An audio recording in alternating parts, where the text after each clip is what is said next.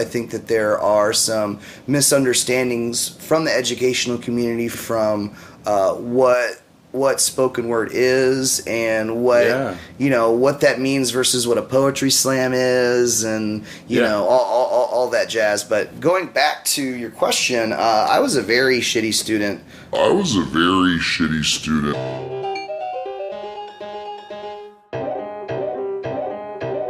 What else is there in life but metaphor?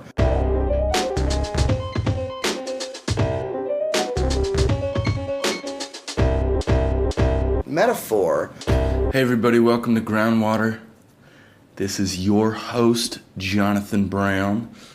I want to welcome you to the conversation today. I talked to Adam Henze, Adam Hensbo, also known as Hensbo, founder of Slam Camp, PhD candidate. He's almost done over there at the University of Indiana.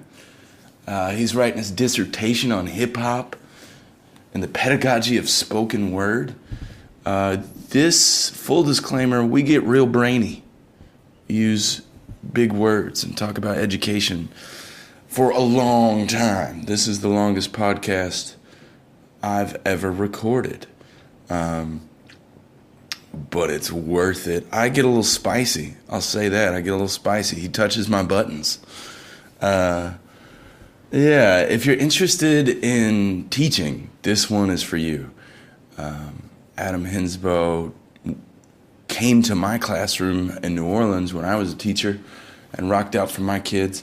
And it's great to see him just bulldozing through his own life to get to where he wants to go. He's such a hard-working dude. And he doesn't slow down. And I also don't slow down. And we filmed this conversation about 2 weeks ago at his house in Bloomington, Indiana. Right after Southern Fried, I was able to see him on my tour. And I think it was really good for both of us to slow down. We got to relax for 2 days, which I don't think either of us ever do. So Adam, I love you, brother, and y'all, thanks for listening. If you're into teaching, this one is for you.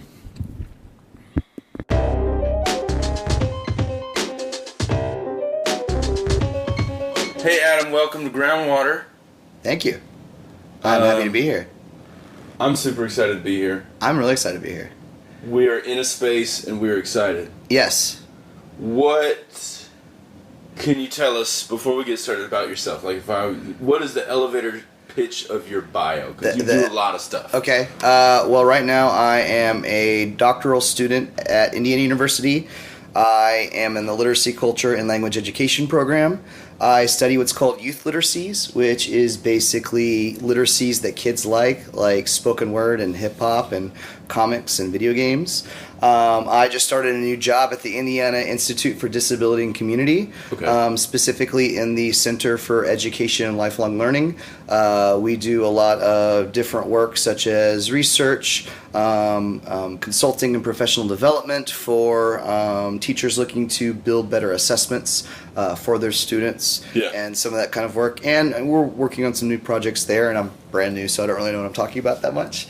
I'm also the vice president of Southern Fried Poetry Incorporated. We just had our 25th anniversary, which you rocked out at. I was at. Yeah, in Louisville, Kentucky. We just finished that like 2 days ago. That happened. Yeah, it did happen. It happened. We were on the first, it was going to happen. Yeah. And then it happened, and now it has happened. It has happened. That was last weekend. Yeah. You taught college for a little while, right? Right. While you were doing this PhD, and you also have a master's in something. Right. So I got my master's at the University of Indiana, my master's in the art of teaching. While there, I was the assistant director of the speech and debate team. We were 1A national champions, and that was really, really cool. And I also taught public speaking while at the University of Indianapolis. Okay. I was teaching there my first year in Indianapolis and commuting to Bloomington. when I started my PhD, and then I got a job teaching in Bloomington. So for 3 years here in Bloomington, I taught multilingual English. Multilingual English, so it's basically English for international students. Most of my students were Chinese, Korean, from Taiwan, and I had some other students from like India and Saudi Arabia and some other countries. And then I also taught in the Student Academic Center, and so that was a study skills class, and a lot of students on academic probation, other international students, students trying to just get their GPA back on track. And I'm also the director of Slam Camp at Indiana University. Slam Camp? Slam Camp. What is Slam Camp? Slam Camp is basically like when I was a kid, and HBO came out like right around my like freshman year of college, but in high school, like, the internet was just becoming a thing, and I was like learning about like all these really cool poets that I wanted to get into, and I wish that we studied that in school, because we were studying poetry that didn't really mean a lot to me back then. Sure. And so Slam Camp is kind of like our dream camp of us adult poets that we wish we would have had when we were young. So it's for high school aged writers and performers. We get a lot of poets in youth slam leagues, and we also get a lot of speech and debate students, and they just want to come and spend a week with other writers and really kind of just like dive into the craft, really just immersive. It's a intensive program. We work nonstop, and it's kind of just a boot camp to become a stand-up poet. How many campers do you have? We have 40 this year, and I think we just got another 1 or 2 today. So we were bigger last year. We had about 80, and it got a little too big. And so we're going a little bit smaller this year, and we're hoping that's going to be a little bit more of a close one-on-one experience, and get to know our students better than we have in the last couple of years. When we've we kind of got to this like very behemoth size, and at first we thought that was just really the way we wanted to go. And when I'm struggling to learn my students' names at Slam Camp, it's a sign that's like, well, maybe it doesn't have to be this way. Maybe we can go for that smaller experience. Class size is the jam. Who are the adult poets who are coming to Slam Camp to teach? Awesome. So our co-director is Sierra Mulder, who is a fantastic poet. Please look up all of these people. Giddy Perez is our student services coordinator. Right. We also have some really, really great counselors. We have Matthew Cooper Hernandez, which you were on a team with him at Southern Fried, right? Yes. Just now. He's also been on this podcast. Oh, yeah. So go to that podcast. And then Monique Mitchell, and she's from Get Lit in California. Dope. And I've not met her. I'm really excited to meet her, but I hear she's a really, really brilliant educator and a brilliant organizer. I've had a couple conversations with her, so I'm really looking forward to what she's doing. Yeah. We're doing something new this year. We're having a guest counselor, so it's just someone to come in and kind of just come in, do the rock star thing, and teach a workshop and do some performance. That's Ashley Hayes. Oh, snap. Yeah, she was at Southern Fried. She was at Southern Fried, so she was the haiku deathmatch champion at Southern Fried this year. Okay. And she's had a really, really good year hanging out with Missy Elliott and stuff. Did you see that? That was pretty cool. No, I haven't seen that. Missy Elliott just showed up at her house because Ashley has a poem about Missy Elliott, so Missy Elliott was like, okay, I'm just going to go to this person's house. Wow. That's pretty cool. Yeah. Okay, that's inspiring. Yeah, and then we also have one junior counselor. We're trying to do, we started this last year, but we're having younger counselors who are some of our alumni who are, responsible and really dedicated people. Her name is Grace, and she's from North Dakota. All right. Yeah. All right. I think North Dakota, Fargo, maybe? I think so. Somewhere in there. Yeah, she'll probably call me and say I was wrong, but I think it was Fargo. Okay. Yeah. So I spent this morning and yesterday evening, among other things, digging through a couple publications you have and your qualifying exams. Right. For your dissertation, and I really enjoyed reading them. And I enjoyed having someone read them. Which doesn't, I guess you can't always say that for academic work. Right. Maybe it doesn't always get read. But in an article you have published in the Allen Review, you said, I learned to speak by screaming obscenities at my teachers. Yeah. So I wanted to ask you if you were a shitty student when you were younger, and if so, why were you a shitty student, and how has this informed not only your poetry but your teaching? Yeah, I was really proud of that. So the Allen Review is one of the foremost journals for young adult literature, and so I thought it was really cool to... Bam! Slam is kind of considered this like adult cussy type of activity that like you got to like leave the kids at home. Yes. And I was just surprised to learn how many slammers have people from the slam community have gone on to like publish children's literature or YA literature, and so that was a major kind of project for my my work in school, and it was my first sole author publication. So that was pretty cool. So in that I kind of, and it's also cool because sometimes in academic writing you're not really you're kind of discouraged from like sharing your own narrative, like your own personal story. Like if you interject the I in the conversation, that it somehow skews the research and makes it subjective instead of objective. Sure. I think that there are a lot of people who challenge that, and some of those people are in the arts-related field like poetry. So it's cool that I really got to like reach out to this audience of like educators and literacy specialists and tell them kind of about our community, because I think that there are some misunderstandings from the educational community from what spoken word is and what that means versus what a poetry slam is, and all that jazz. But going back to your question, I was a very shitty student in a lot of ways. But I also wasn't. I was also very dedicated. So a perfect example is I remember being in in-school detention one time. Okay. And they read my name on the intercom for winning the sectional speech tournament. And I did like a dance at my little corral because they were like, said my name, and then I got yelled at for dancing in the middle of in-school suspension. That was excessive celebration. Excessive celebration. Flag on the plate. Okay, so... Yeah. Okay, so you're kind of a smart ass in school. Why did you want to become a teacher? I didn't at all. So, I mean, I think the reasons that so I had a couple teachers and I've searched for these people like online, and I can't find them.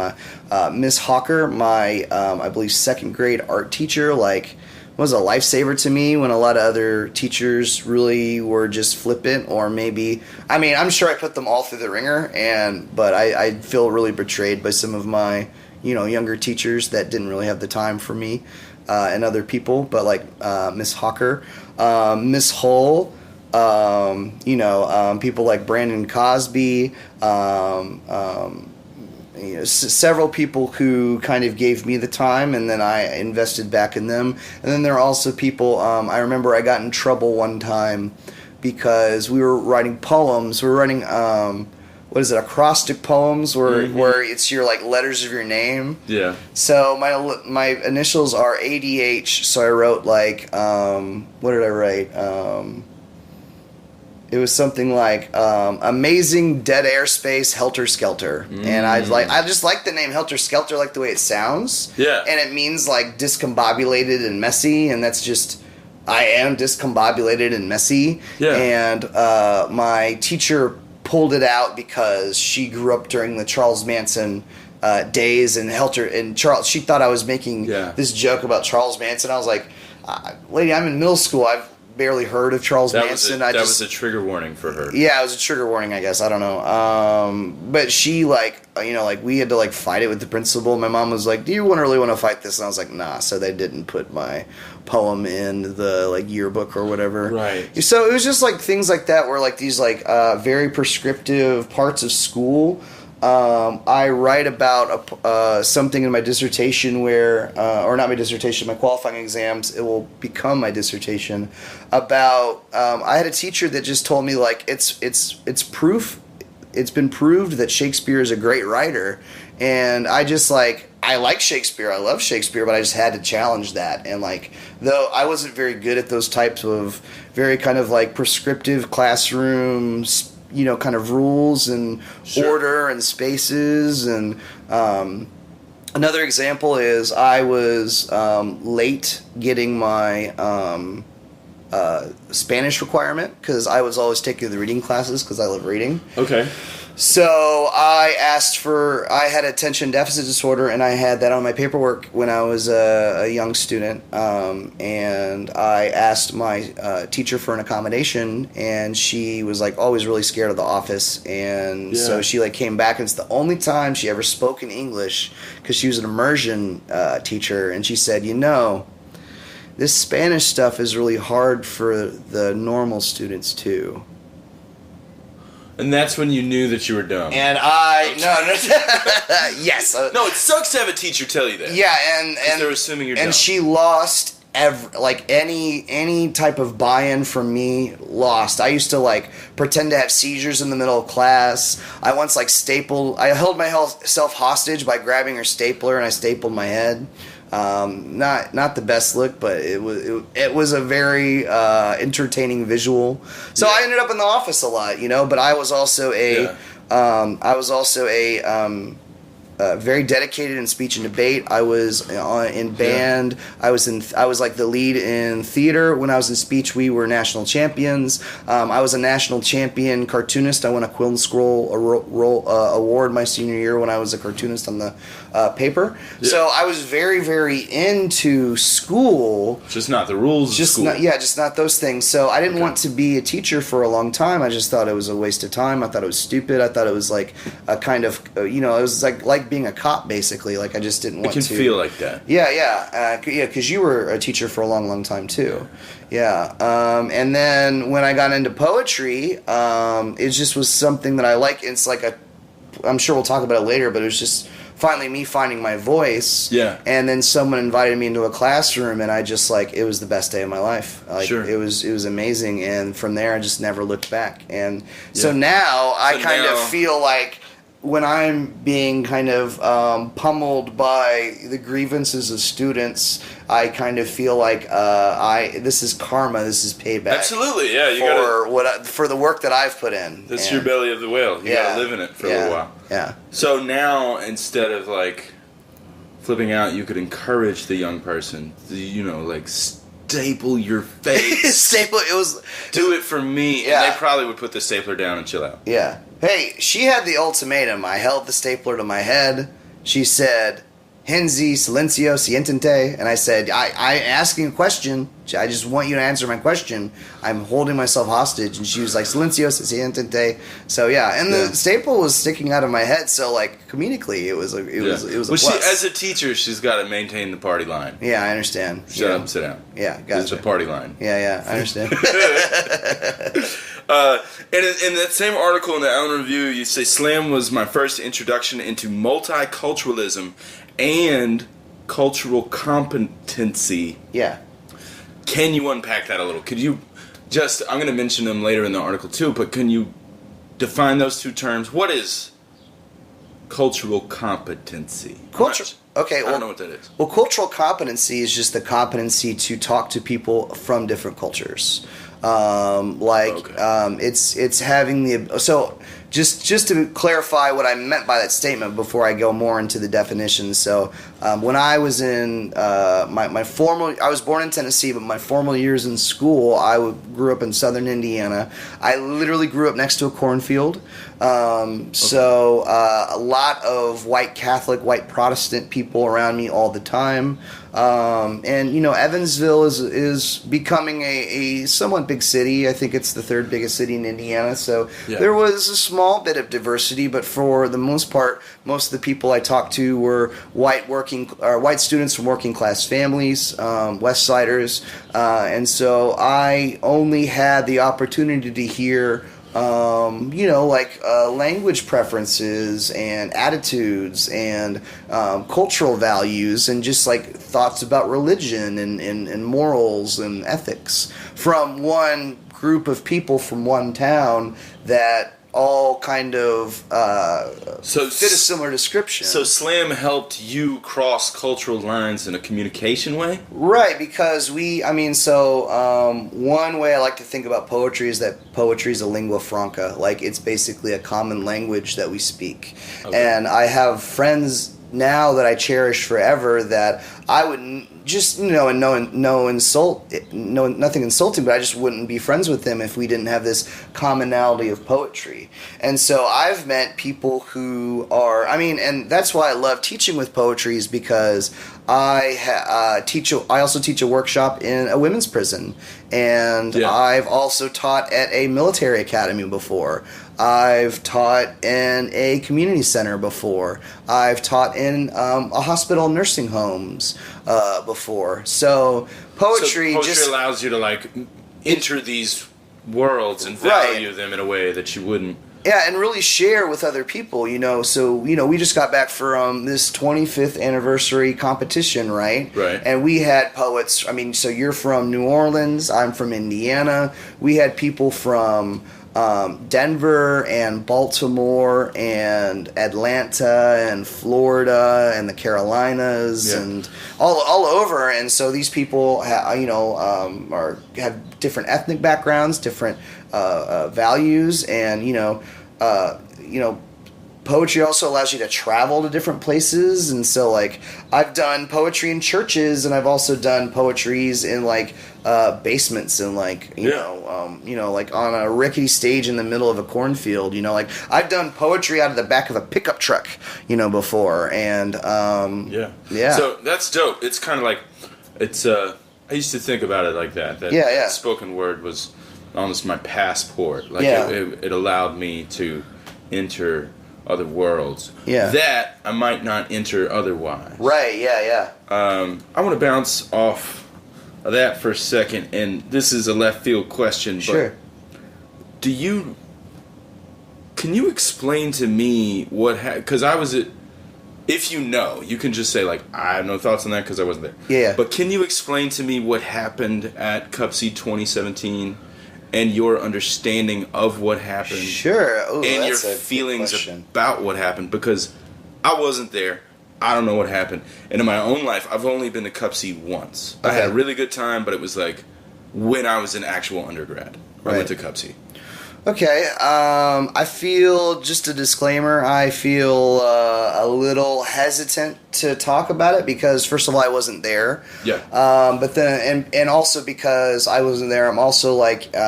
we should say, too, that CUPSI is a college poetry slam. So CUPSI is a college-age poetry slam, and it's increasingly become, had more representation of students of color, of students who are in the LGBTQ community. And so some of the, just like in a lot of different spaces that are outside of the poetry community, some of the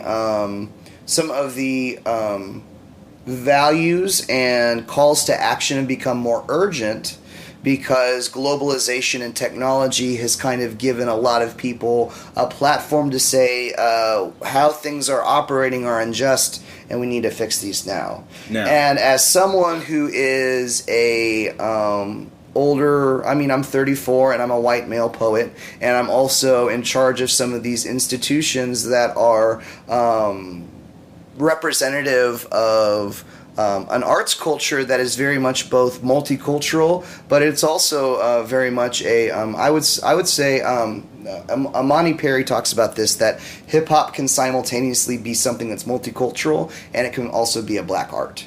And so I very much agree with that. So, like, if you go to Southern Fried or if you go to CUPSI, you will see it's predominantly students of color, it's queer students. And so what happened, to my understanding, at CUPSI this year is that the parent organization invited Mark Smith, who is the creator of Poetry Slam, to come and read some poetry. Are you sure? Because I've heard some revisionist history that would explain that he is not indeed the creator of Poetry Slam. So I would like to unpack this too. Okay. All right. I would like to really unpack this. So I even write about this in the Allen Review of basically differentiating between what slam poetry is and what Poetry Slam is. Because I think that most people outside of the community, when they hear the term Poetry Slam, they think about the poem where people use their arms a lot. Or is he going to aggressively talk at me again?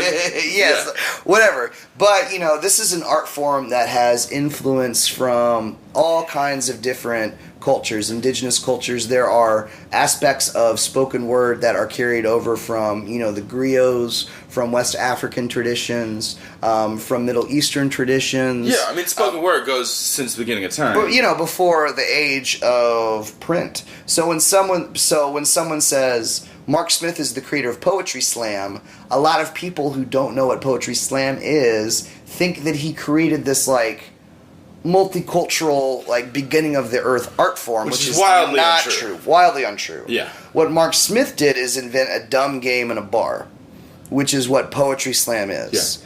And he basically, all that is that he let poets go up, and the audience is in charge of scoring it. Yeah. And, whether it's by audience applause or holding up scores, that's what that is. So It is true that Mark Smith created that. And I think that has become... What is not true? I'm only asking because, as I'm just straight up eating popcorn and drinking tea, watching the message boards and all of this unfold. And I think slam is a window into a life that straight white men don't get to see very often. And then it's a little problematic to have, this old straight white dude on stage kind of proselytize something that could be seen as hella problematic, extra problematic. Yeah, and I think that was a bigger issue. And then to have the audience shout him down. Yeah. Fuck it. I think that's beautiful. I think that's beautiful too. And I'll unpack that more for the people who don't know about what happened. So I guess what got me was reading the. I know we live in a post-truth world. Right. I get that. Yeah. Where if you say a lie long enough, it becomes true. But I still remember what the concept of facts are. And I think it's important when having a debate to get your facts right. And so it's almost like you got this friend who you think is super awesomely intelligent, and then they look you dead in the eye and be like, fossils are creations of Satan. And then you go, the fuck are you... I actually don't believe anything you've ever said. Now. Yeah. Because we're not willing to get on a fact-based discussion. Right. And so when I see the tea being poured, yeah, I just I couldn't help but get off my lawn, old Manny, about the idea that no, he didn't invent it. Actually, he didn't invent spoken word. That's fucking ridiculous. Right. But he did invent this shitty bar game that adults probably shouldn't play for their own emotional health. Right, exactly. Okay, that's super real. And I want to unpack that. So, and in writing this, in looking back at this Allen Review article, because I did credit Mark Smith as the creator of this Poetry Slam, but I also did explain that we need to separate these two because... Yeah. And clearly from the reviewers who reviewed my article, they didn't understand what those things are. Really? So, okay. And we're supposed to be finding experts to peer review, and this tells me that people who would be mostly experts still don't know that. So, yes, while we know that we're talking about a shitty bar game, most people don't know that's what we're talking about. So I think that is one area. And, and also doing that article, I realized, construction worker, put scores in people's hands. It's just a very easy way to explain a very, very complex, what I would consider the most multicultural art movement in our nation. I really would, I would really put my money up that slam is that. And, it's just easy to tell that story, and it's not necessarily true. That's one part of it. And so I agree that I think I think that there is some confusion over Poetry Slam versus slam poetry, and yes, I agree that Mark Smith created Poetry Slam. Yes. But also what I want to point out why I think, and you said that it was a beautiful process. Yeah.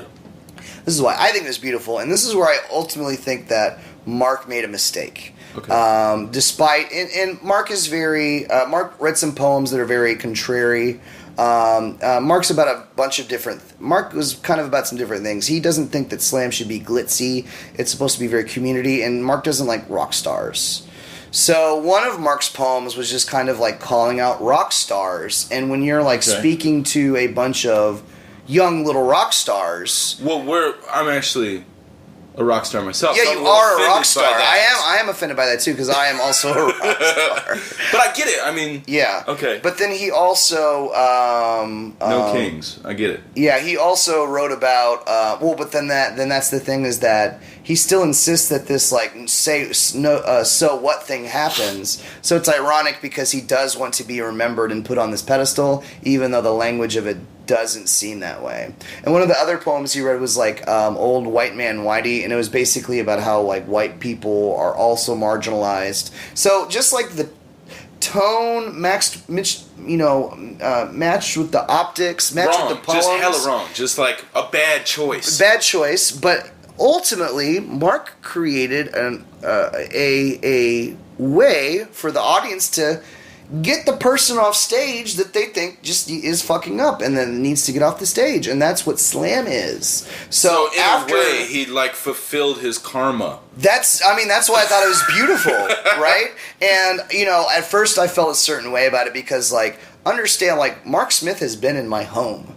Yeah. Mark, when Cuban and I were touring and featuring at the Green Mill, our car got towed. Mark Smith paid for our car to get out of the impound with his own money. Mark has said a lot of really amazing things to me. I really look up to Mark in a lot of ways, and I was super disappointed with what happened because Mark's basic response was that he was silenced, that slam was being taken away from him. And it never really was his, and that was the point. That was the point. That's the entire point. So it seems like he gets to play by different games than everyone else, and it's hard not to say that that's because of his old man whiteness, right? That he hasn't. Obviously he created that thing and gave it a name. Once you colonize somebody, and then they want to get uncolonized, yeah. He gets a little offended. I just think he should have said, "I'm really, really sorry." I think she should have said, "I'm sorry. I would really like to talk about this. Can I talk to some of the team people?" Yeah. And I also feel I remember when Slam was a sort of a place of an exchange of ideas. Yeah. In a way that you could get on stage and fuck with people. You could press the buttons. Okay. And I feel like buttons are sort of off limits to press now, and I think he was kind of trying to harken back to that. Yeah, he fucked up. And he fucked up, but you don't know where the line is until you cross it. Any comedian will tell you that, right? And he crossed it and then made no attempt to make it right afterwards. But he got the opportunity to cross the line. Yes, and he is. If we believe in the spirit of slam, then the audience is allowed to talk back, basically. Yeah, and they should. So and they did. There's actually a great case study from Southern Fried, and I'm not sure if I'm going to write about it in my dissertation, but there has been one case where a poet has been kicked off stage at Southern Fried. For what? What did they do? I'm so interested in this. So it was at the Erotica open mic. It was a competitor who was from Americus, Georgia, I believe. And he gets up at the Erotica open mic. So for people who don't know, in the slam community, the Erotica open mic is supposed to be a safe space for all people. So whether you are identify as being in the LGBTQ community, or whether you are plus size, or whether you have a disability, or you can whoever you are, you can get down. You can get this work. You can get this work at the you can get this naked work. At the Rock Open Mic. This is a place to share. Survivors of rape and incest are welcome at this place. It's supposed to be a safe space where, and with closed doors, we use words to tease out sexuality and its meanings and get a little freaky. And invite everyone around you to become horny with you. Yeah, exactly. It's fun. So what does the dude do? This dude gets up and says, do you guys want me to do a poem that really goes there? And the crowd goes, yeah, of course. And he's like, no, you want me to really go over the line? Yeah! And then what he did? He proceeds to write or read an erotica poem about changing a baby's diaper. So you have Damn. Actual incest survivors in the crowd. And that's so fucked up. It's really fucked up, but you know. And I almost like, I don't know, finish your story, because I got some feelings. So, and this isn't an official part of the competition. This is a side event. But you see that the audience is getting triggered the shit out of them. There are people who are like crying in the audience. And if you want to read more about this, this is in Bill Abbott's Let Them Eat Moon Pie, which is a history of Southern Fried of the first several years. You know, and so I'm not sure if I'm going to say the poet's name right. Her name is Katie Hassan. Decided to get up there and shove the dude off stage and said, nope, not today. Not today, Satan. Yeah, not today. And so, and she said, you know what, I wasn't a part of Southern Fried, like of the organizing body. I wasn't part of the host city. I just knew what was happening there and needed to stop, and I stopped it.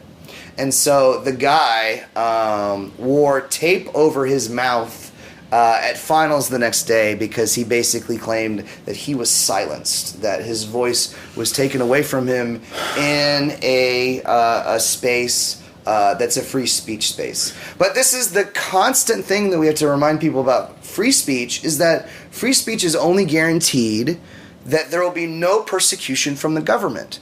So no one's being persecuted here. No one's getting arrested. No one's going to jail. No one's getting fined. But if your ass is saying some shit on the mic and an overwhelming amount of the audience says, get your ass off stage, that is what slam is to me. And I think that that is democratic. I think that's so much more democratic that we, you know, we talk about punk rock a lot, right? Yeah. Because you play a lot of punk shows. And if the crowd wants to get that motherfucker off the stage, he's going to get off quickly. He's going to get off quickly, because that's democracy. That's the people, right? So although I feel for Mark, if an entire room of people of color, and young people even more specifically, are like, get off the stage, then he should get the fuck off. Should get off and shouldn't be like, I'm owed this space on the stage and this is being taken away from me. Let me go back to that erotic open mic. Sure, yeah. Moment. It seems like did that guy come back to the Southern Fried in the following years? You don't have to say his name. Yes, he did. Yes. Well, yes, I believe so, and I know he's come back to NPS events as well. Yes. I'm conflicted on that, and let me tell you why. I like art that is challenging. I like art that pushes me. I like art that makes me angry. I'm not trying to be the choir that you preach to. Right. And if you have some shit, if you got a line across, I'm willing to hear you do it. But that is, I can't even come up with a worse example. I know. Than what you described. Yeah, exactly. But I'm not saying he shouldn't be able to say it. I am saying he should be able to take whatever repercussions come his way. Right. And like, I think it's all right to get your ass whooped. Yeah, exactly. If that's what you're gonna do. Thank you. But I also think we have. Let me ask you: have we gone so far towards the choir that we're only willing to hear things that we agree with? Well, that's a different question. And to be fair, this happened in like the early 90s, if not late 80s. So this is like... Because I still think he should get his ass whooped. Yeah. I want to be clear about that. Yeah. And again, he was never prosecuted. He never went to jail. And for a poem, he shouldn't be. Yeah. And a poet is not guaranteed a space on the stage in slam.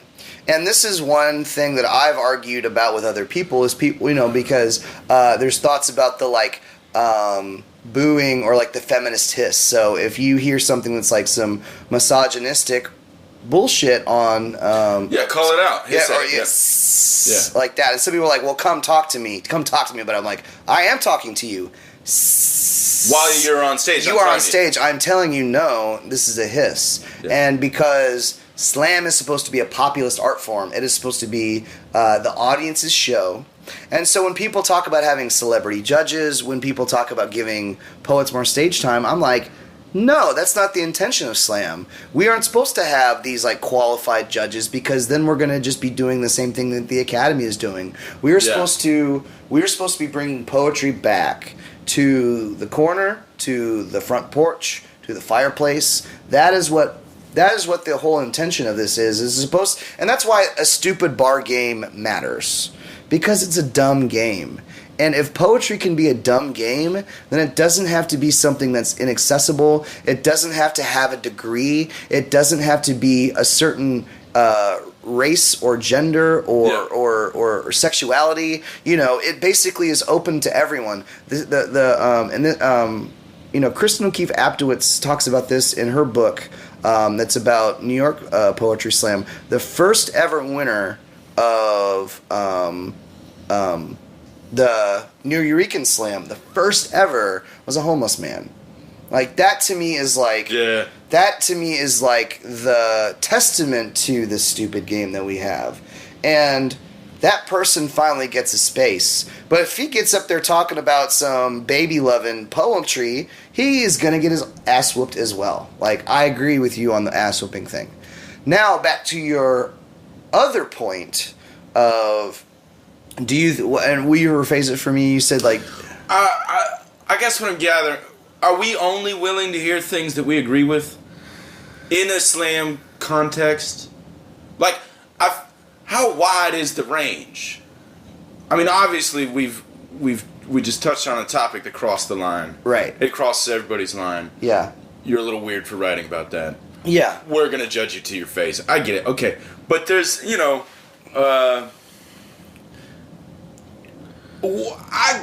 just gotta ask, like, do you think he had some greater point? Did he have something higher to say? Was it a critique? Was it a persona poem even? No. Like Patricia Smith has that skinhead poem. That motherfucker's a persona poem. This was absolute trolling. It was trolling. So he just came to fuck it up. Yeah. This guy also, this is also written about in the book. Apparently he had like a fake accent. It was like a Croatian accent or something like that. Like some Eastern European accent that was like not real. Woo! So this guy this guy also just unfriended me on Facebook 6 months ago, which is interesting for this Mark Smith conversation. When this podcast is over, I'm going to ask you his name. I will yes.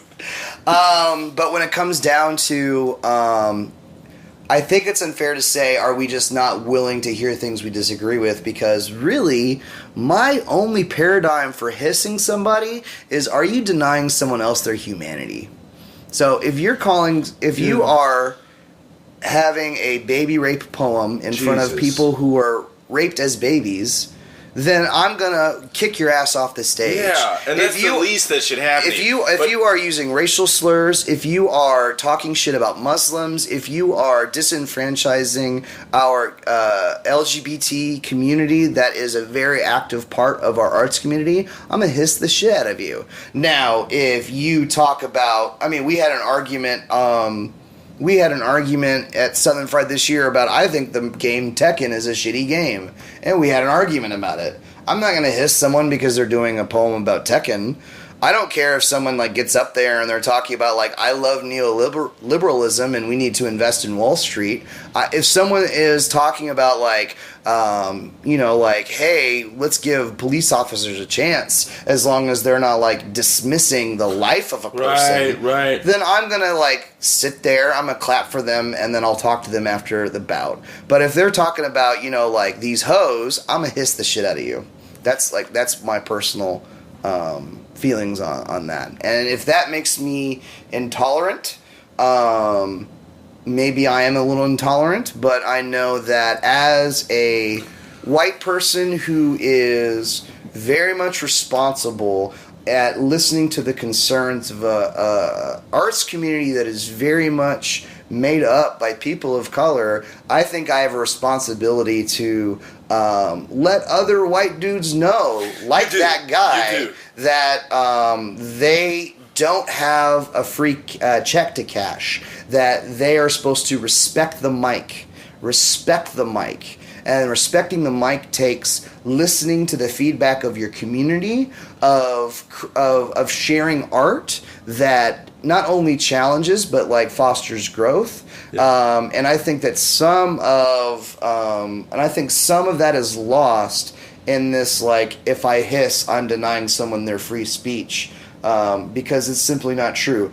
That person got their space. They got to read their poem. And there's never been another person kicked off the stage at Southern Fried. I've hissed people for being misogynistic. I've hissed people for talking badly about Muslims. I've hissed people for being anti-queer in their poetry. But did they get to finish their poem? Yes, they did. They got their score. They got to remain in the competition. Right. Let me move on for a second, because a lot of your research centers around pedagogy and teaching and using art in a classroom, using spoken word in a classroom, and why that's an effective maneuver towards literacy. Let's go back to slam for a second. Okay.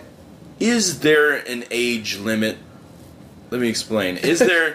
When is it appropriate to age out of slam? Is it ever inappropriate for a grown human, a grown-ass human, to put stock in this game after a specific age, or nah? We should just ride this till the hooves fall off. We're going to be geriatric slammers? Or is it more relevant towards young people? Do you see what I'm saying? I think it depends, and it depends on how much you invest in poetry as a career. Okay. So if you're getting a little older, maybe you're seeing it as a business opportunity. No, not so much. I mean, let's take my who I call the Oracle, who is my big sister, Jerry Hardesty. Oh, and she's been for 20 years. This was 20 straight years. Yeah. You know, and Jerry runs a publishing company. Yeah. And but she also has a day job, right? And she doesn't tour, like you and I tour. And so someone like Jerry, I love seeing them at the slam. I love seeing them slam. I don't want them to ever stop slamming. That's a really good point. I when I think of Jerry, I just think of sunlight. Yeah. She's an energy of good. But in my head. But yeah, and that's what Jerry is. Jerry doesn't try to whoop your ass in the slam. I mean, she probably does. But she is so nice and kind about it. She's not counting. She's not counting her money. She is just there for community, and she's there for poetry. Okay. And I think that's wonderful. And that's different than someone who's learned the formula. Yeah. And could probably grow outside of that, but they stay in because it's a business opportunity. But honestly, though, I don't like thinking that because I slammed again a couple years ago, and I not slammed in several years at Southern Fried. Okay. And I love that when a vet comes back. I mean, you came back and slammed after how many years has it been since you've been at Southern Fried? My last competition was 2012, so 5 years. Dude, so I love seeing you come back, and obviously you came back and had a different perspective about it, and that's interesting too. But okay, there are poets who slam for money. Yeah, and do well. And I don't know if that is the reason that I got into slam, but I don't think that If it was, that's a really bad idea. There are other ways to make more money than put out a chapbook. That shouldn't be the goal, I'd imagine. Well, but oh, sorry. It's okay. We're gonna take a quick break. You okay, baby? We're doing well. I just wanted to... Oh, we didn't take a quick break. Hold on. Hey! Alright, we're back. So I feel like we should clarify. You have a dog named Lila. Yes, Lila. Probably has a respiratory infection and had to cough up some business. Yeah, so... And that's why we stopped. But we're back. She might cough some more, but now she's laying down. In the Allen Review article, you talk about how a teacher put the anthology out loud in your hand, and it changed your life. And I just want to echo that. When I discovered Aloud, the anthology, it got me totally obsessed with the New Eurekan Poets Cafe. Yeah. And so much so that I was like, I went up there just to attend and perform at the New Eurekan. Yeah. I really felt like I was like on holy ground, like I was at a holy space. And I still think that is a holy space. Is there one big anthology now, like tome of collection of work now, kind of like the Outlaw Bible of American poetry? Does that exist today, or is that now just moved towards digital literacy and you tell a kid, like, I don't know, Google button? Well, I think now, I mean, the Aloud book it came at a time when poets didn't know that they could get published. And so a lot of those first works are all anthologies. There's one that's just called, I'm looking at my bookshelf right now. There's one that's called Poetry Slam, and it's by some of the top performers at the National Poetry Slam. Do you remember the Spoken Word Revolution? You remember that one? Yeah, and then the Redux. The Redux.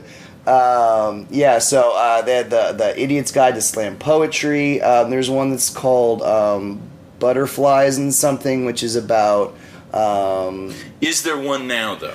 I don't think so, because you don't need an anthology anymore. Okay. You know, now there are presses available. Now you can put your stuff up on a WordPress site and get it out there. There's like small publishing, you know, so like Kristen O'Keefe Aptowitz talks about different waves of poets, and she really focuses on New York. So in my work, I have an amended level of the waves. So like Aloud came from this like first wave of poets where no one thought they were going to get paid. Like nobody. Like you did Poetry Slam because it was a lily pad to do something else. Right. So like Alan Wolfe, who created Southern Fried, he did it and then went on to create YA literature and children's literature. Sure. Maggie Estep, who passed away, I believe, last year, but she was like the first poet on MTV and at Lollapalooza. She was like the rock star New York poet. She did it because she wanted to write erotica, and she did Poetry Slam thing for a while and then went on with her punk band and wrote erotica professionally. So Aloud happened, and Kristen O'Keefe Aptowitz talks about it in her book, that it was just this collection, and it was kind of very democratic. If you were at the New Eurekan at the time, you were allowed to submit to it, and they kind of curated the best submissions. And so the story goes is that there'd be people who like barely missed the window 2 weeks later, and they're like, I could have been in the book, you know. So it wasn't this very kind of selective process. It was kind of anti-academic, but I would say that I believe that we're in the fourth wave now, personally. What, define that, because I know the first wave is like nobody got paid. Second wave is people getting paid. So third wave was what? So here's where Kristen and I's waves somewhat link up. So she says that the second wave started when a poet named Bo Sia walked into the New Eurekan with his folder of poems and said to the host, "I want to be a slam poet." Because before that, there was not this homogenous notion of slam. You had like cowboy poets, you had like poets doing like triolets and like all kind of stuff like that. And you know, there was a poet that used to like strip off all of his clothing at Southern Fried. It was very much more random. I actually like hearing some of those like early stories. It's kind of like Outlaw West, like before anybody knew what they were doing, just like, you know, doing rhyming poetry and like all kind of just like stuff like that. And so when that happened, when Bo Sia walked in, that's when we had this notion of what a slam poet is. And when I was young, that was like my quintessential slam, like quote unquote slam poet. And like when I got into the scene, Bo Sia was the only person I was ever starstruck by. I was like, oh my God, that's Bo Sia. He had his mohawk, and he just like, I don't know, it was just like my childhood hero and like that. And that didn't happen in the first wave. And you started to have like, this is where you had the second wave is the development of the rock star? Kind of, but it's also, the rock star also had an homogenous slam culture that we started to, if you say what a slam poem, you know what they talk about. Yeah, I do. Yeah. So this is where Kristen and I differ, because she says that she's basically just talking about New York. But, you know, when you talk about New York, you always are talking about everything, because it just gets judged that way. Like, if you're talking about the comedy scene in New York, everyone sees it as you talking about the comedy scene everywhere, right? And so that's just something that we have to deal with. So that's my critique of her claim there. And she says that the third wave started after September 11th, and there was a kind of a remeshing of community. But personally, and I would probably say that is very valid for a New York kind of paradigm. But her third wave poets, to me, didn't really change that much from the second wave poets, and so I kind of consider that second wave to go. So for me, the second wave goes to 2005, and 3 things happened in 2005 that I believe set that apart. Oh, sorry, 4 things. One is kind of the boom in small press publishing. Okay, that happened in 2005. 2, Facebook was created, and 3, YouTube was created. And 4th, that's when we had Nationals in Albuquerque, New Mexico. Were you at that Nationals? No. I had just moved to San Francisco to do an MA at the New College of California. Have you heard stories about the Albuquerque Nationals? I think there was a protest on stage. I'm pretty sure Charlotte was was involved. Yeah. I have no idea what happened. But it's just very much known as like the biggest and best Nationals by a lot of standards. Like 5,000 people were in finals. It was nuts. But we, at this tournament, rented out this hotel, saved the hotel, and then the staff of the hotel just let us run crazy through the hotel. They had naked foot races, and to win, you had to tag the security guard's hand. Whoa. People were just like skinny dipping in the swimming pool, just like debauchery everywhere. So this hotel clerk won the Spirit of the Slam that year because everybody loved him. He got caught on camera with all the stuff he was doing and got fired. We got that guy fired. And even though that was my first poetry slam, to me, I think that's when a lot of people in the community started thinking about our consequences of our debauchery and our fuckery, to be quite honest. And when you hear about the Beats, who are people we are often compared to, I think the Beats led that very reckless life. Like, I'll just leave my wife and my kids and just travel the road and no one cares, and I'm a poet, so people are going to forgive me for that. And so I think that at 2005 is a moment where I think social justice has always been a component, but I also think it started making people think about, like, what's the impact of my actions? What am I doing in my own space? And so those 4 reasons are why I think that poetry kind of changed there. There was also a new crop of poets, you're kind of from around that area, myself. That's the year that Anis Moshkani won, even though he had competed before. So we're kind of getting the Buddy Wakefields and Patricia Smith was before, but like Janine Livingston, who was the co-winner that year, is kind of like some of these new people.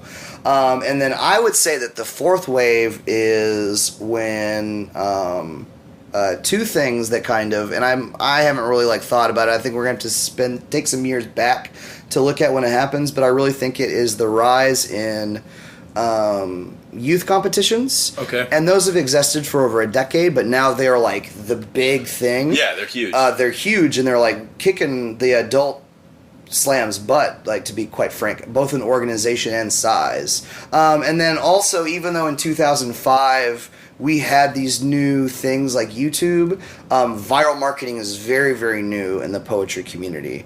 And so the rise of organizations like Button and Right About Now, and now Def Poetry has come back, and now they're doing their own viral thing. Really? Yeah, they've got their own YouTube page, and so they're trying to get with the times. And so I think that we're in the midst of the start of the 4th wave, and I think some of these arguments about identity politics and the cupsy stuff. I think this is a clash between some of these younger 4th wave artists who we're kind of the people who are like, how come funny poetry doesn't exist anymore? And I think that the fourth wave young poets are just about something different right now. And I think that it's simultaneously okay to be like, well, I miss how things used to be when I competed, but I also think we have to listen to the kids. Like, I think very rarely in history, if ever, it's ever been like, oh, we figured out the kids were wrong all along. Our outdated way of doing things is like exactly the way that America should go forward. Like, sure. Like I think that very rarely happens. So in this instance, even though I want to be like, where's the funny poetry? I wish that we could be raunchy again, and like I wish that I could cuss and I could like joke about like being frustrated with a child or some of the things that we might be like a little more hesitant and careful of.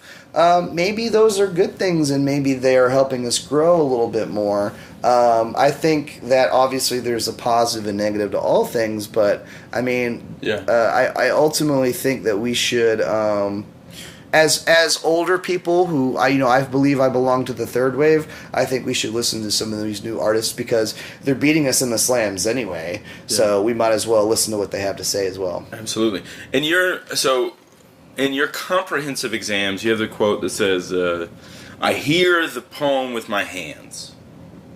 Can you talk about that? Unpack that a little. What does that mean? So what I'm doing with my dissertation, and what comprehensive exams are the exams that you have to take that basically prove that you are a skilled researcher and that you have an expertise over your subject area. So my subject area is over spoken word and hip-hop as related to what's called new literacies. So this is this type of stuff that I do at IU with my PhD. So let's go back to World War II. Okay. And what literacy meant back then, right? So if you were in school and you were a guy, more than likely you were going to either go into the military, you were going to become a farmer, or you were going to go into a factory job. And like that's the blue collar life for a lot of people. And women would unfortunately have even less options. They would either go into a factory in wartime, or they would become mothers, or something that is like reserved to a lower status of that time, right? So think about things in a literacy sense, like what schools needed to prepare students for. So we knew that this kid's going to be driving a tractor for the rest of his life now. We want him to have the literacy skills to be able to work that tractor. Sure. Fill out a bank receipt, fill out their taxes, and then let's give them a little bit culture because they're going to be in a cornfield for the rest of their life. So back then we thought of literacy as this very text-oriented type of literacy. And this is where we got this very prescriptivist notion of like what great poetry is. So we're going to teach you the A, B, C, D, E, and G's, and then we're also going to give you this Lord Byron poem because we know that this is a great poem, right? And that prepared you to be a literate person. So now if you work in a factory, you are like, building something with a 3D printer, you are repairing digital things, you are reading text commands, you are surfing the internet where you are using a search engine and you are following hypertext and going into different pages. Sure. You're listening to audio commands, you're watching like training videos that are film. So you're saying this literacy with the hands... Literacy with the hands is more of a... So literacy with the hands is an embodied literacy. So okay. Perfect example is in the movie Talladega Nights. And Ricky Bobby says, I don't know what to do with my hands, right? But there is... Okay. But there is in poetry a way of communicating with your body that has message and meaning and can be interpreted by a listener/reader as to mean something. So that relates to something called social literacy. Okay. Right? Yeah. So social literacy goes back to that notion of cultural competency and like, do I have the social literacy to have a conversation with someone from who is of a different authority of me? So can I talk to a police officer? Or are they someone of a different like age and space of me? So can I talk to like a minister or like my grandmother? Can I talk to someone who's lost and from a different country? You know, like that's a social literacy type of thing. Okay. And I think that we've seen that some poets don't have a good social literacy. And so this is what this new literacy kind of focus is okay. And it was heralded by the two things, like the kind of advance of technology to now that I can chat with anyone, I can text. So I need to know what LOL means. I need to know what CYL means, like all these different things, and so not only technology, but globalization. So we are becoming increasingly diverse as a society. These pockets of different regions of people are now, bleeding together, basically. Sure. So now there's this increased emphasis to open up what a text means. So that's what I study, and why I think that spoken word is a good example is because a poem, and especially like, this is why you're a good example, John Brown, because your poetry exists on a page. It exists on a CD. It exists through your body that you perform it as. It exists as a meme sometimes, or like something that you might write in when you're signing your book. It exists as both hip hop and as a poem. Yeah. It exists as a live embodied performance by you. So there's a lot of text. It's a lot of text, and so that's why we say literacies and not literacy anymore. So that's, and going back to the, you asked what multiliteracies is, that's what multiliteracies are. Okay. And I think that I like thinking about this in a hip-hop kind of sense. Okay. Is people talk about techniques in hip-hop, right? Okay. That you gotta be able to freestyle. But there's also a technique that is like being able to like, build a beat. Mm-hmm. Like, I don't know how to do that. Yeah, that's another skill. Yeah, you know how to do that, right? Yeah. And that's a literacy skill. Like, you learned a literacy to do that. And that's a completely different demand than me learning how to revise a poem. Yeah. Well, it's... Okay, so how the beats did cut-ups and just get super non-linear, and how Gertrude Stein would use the same word a lot of times and just kind of build it almost in a mathematical way. Yeah. It's a lot like constructing a beat. Right. I know that sounds weird, but constructing a beat is extra nonlinear. It's very mathematical. And you have this kind of core, you have this like loop rolling. But I think Gertrude Stein and making a dope hip-hop beat have a lot in common. Yeah. Let me ask this, because you asked this question. I want to say this question and then ask a question about the question. So, you ask in your comprehensive exams, how can a poetic inquiry approach to qualitative research allow writers to turn thick description into a multi-genre remix literary? Did I say that right? I think literacy at the end. Literacy, sorry. Remix literacy. Into a remix literacy. So I got a couple questions. Like, what is poetic inquiry? What is thick description? And what is remixing literacy? Great. So very quickly, thick description is narrative ethnography. So I'm a social scientist. And so some fly on the wall stuff. So I'll go into a classroom and I'll observe what's going on. Okay. Or I'll go to a hip hop concert and I'll observe what's going on. I'm thinking of doing one. I went to the Indianapolis 500 and I'm thinking about looking at all the literacy there because it's just interesting to me. Yeah. The ways that literacy kind of comes out in these big populous spaces. So thick description is just me like almost like it's just dense imagery and just writing what I see. So that's what thick imagery is. Cool. So this is a tool of ethnographers. And so really what the question gets at is how can poets help the field of ethnography? Because I came into the research community thinking that I have to change how I talk and how I report truths, even though I come from a community that already has a well-established way of doing that, right? Sure. Poets search for truths, they delve, they ask questions, and sometimes that produces more questions, but, that's the research process. So it's almost like instead of taking a journalistic approach, you're taking a poetic approach. Right.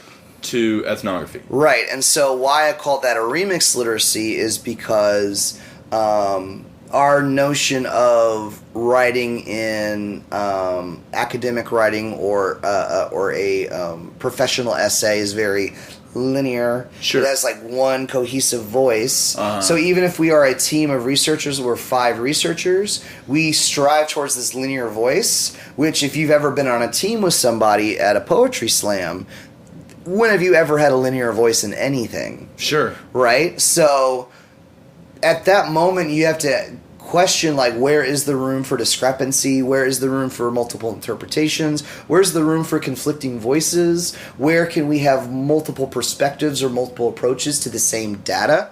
So what a remixed literacy is us approaching approaching research from a new way. And that's going to be what my contribution to the field is that I think that this can be a really fun and interesting way to look at something. So I plan on creating, instead of like a linear book, I've been thinking about this, I'm thinking of having a song, or like a song, and I'm thinking about having like a string of tweets and a one-person play, and like just these different remixes of kind of this interpretation of like similar data from the same collection, and that can tell us some different things than just me saying like subject A exhibited this behavior, blah blah blah blah. Sure. Right. So in that vein, you use a term called research poetry. Okay, yeah. And I wanted to ask about that because when I think research, right, I think like digging stuff up. Right. And when I think poetry, I think making stuff up.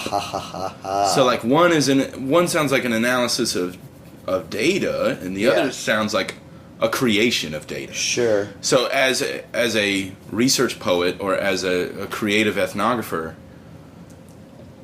how does the lens not bastardize the data? I love it. Well, a couple things I want to separate. First, I want to separate historical research, which is like archival research, with ethnography.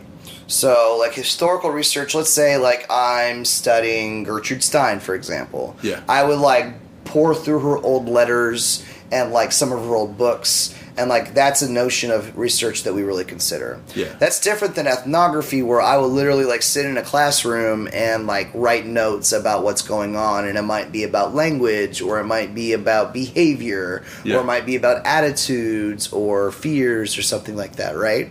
And so that is the type of research that I do, which is a little bit different than that digging.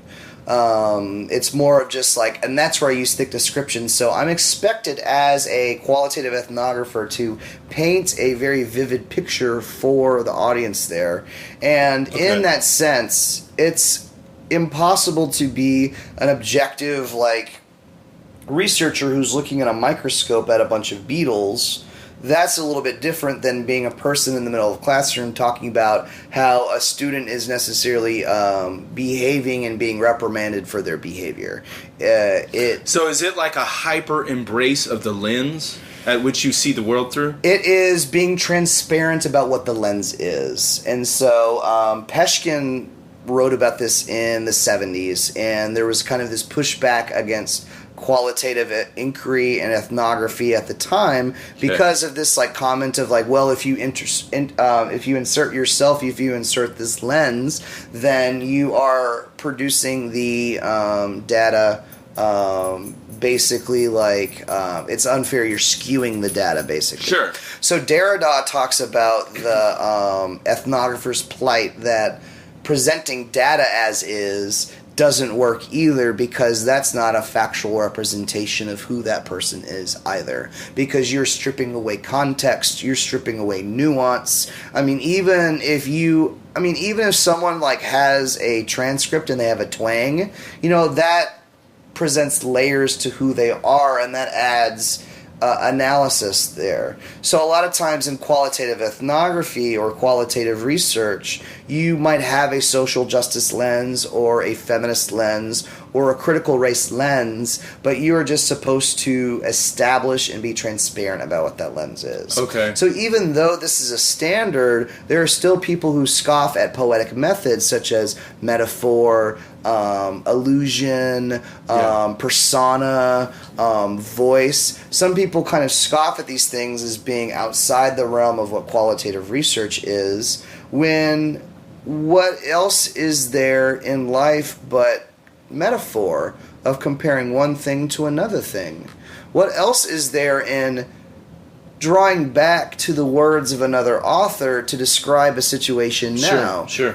So some of these tools are things that we just do naturally. So that's where that term comes from. Poetic research. So there are some different there's some different attitudes about what that means, and there is conflicting terminology. Some people say poetic inquiry, some people say research poetry, some people say lyric research, which I all of them, I disagree with that one the most. So these mean multiple different things, and this is where we're going to get a remix.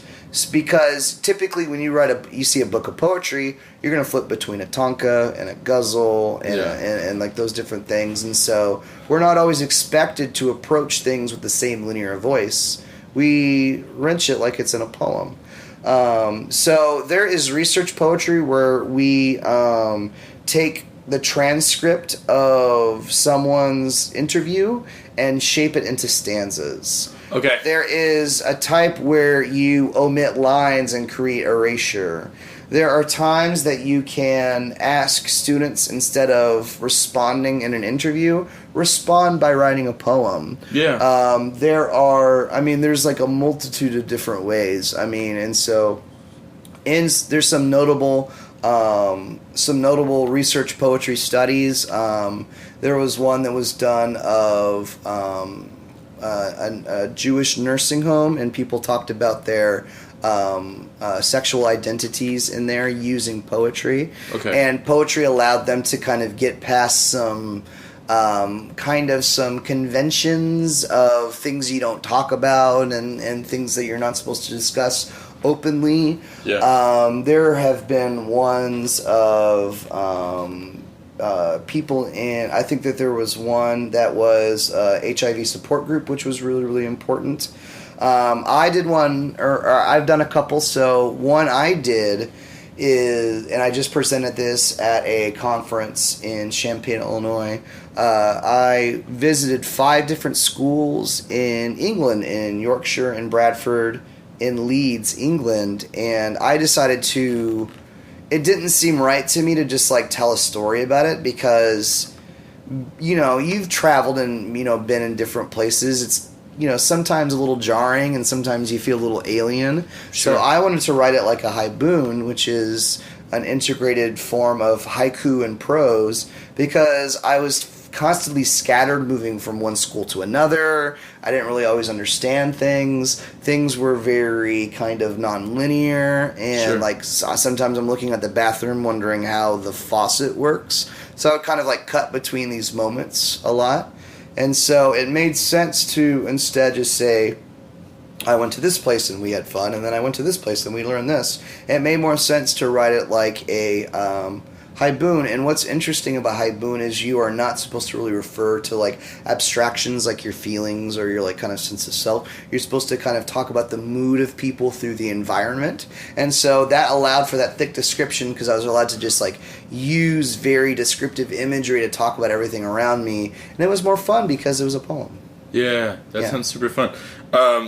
On that remix literacy stuff, you also say in your qualifying exams, one way that reflexive poetic inquiry can serve as a remix of literacy, and the way that poetry has the ability to stop rewind and fast forward time, and I need to ask you about that. How can poetry stop, rewind, and fast forward time? That's a great question. So when we talk about reflexivity, we need to talk about a notion that Paulo Freire talks about called praxis. Okay. So, and do you have an understanding of praxis? Hit me with it. What is it? Okay, so praxis, and it's often practiced by educators, but it is the notion of kind of critical thought and critical thinking, and what a educator who practices praxis will reflect on their own pedagogy and think about what's wrong, what's right.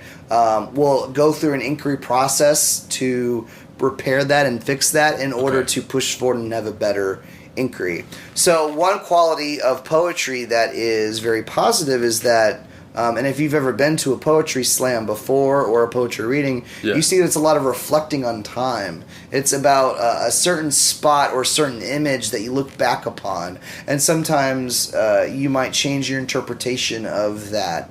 And a lot of there's very little reflexive voice in academic writing. Often it's about like we're in it at the time, we're looking toward the future, but there's not a lot of like looking back to the past. And so why I like poetry is that it doesn't necessarily have to be linear like an academic article. A lot of times an academic article is for point A to point B to point C to point D to point E, whereas in a poem you can start, I mean, if you've ever listened to Good Kid, Mad City by Kendrick Lamar, we start right in the middle.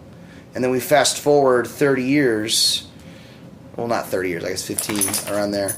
And then we go back to the beginning years before. And